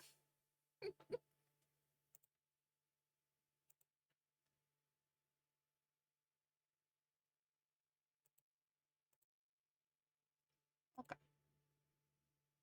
Right. I'm gonna be... Yeah, my time at Porsche is tomorrow. So, I shall see you all next time. Bye!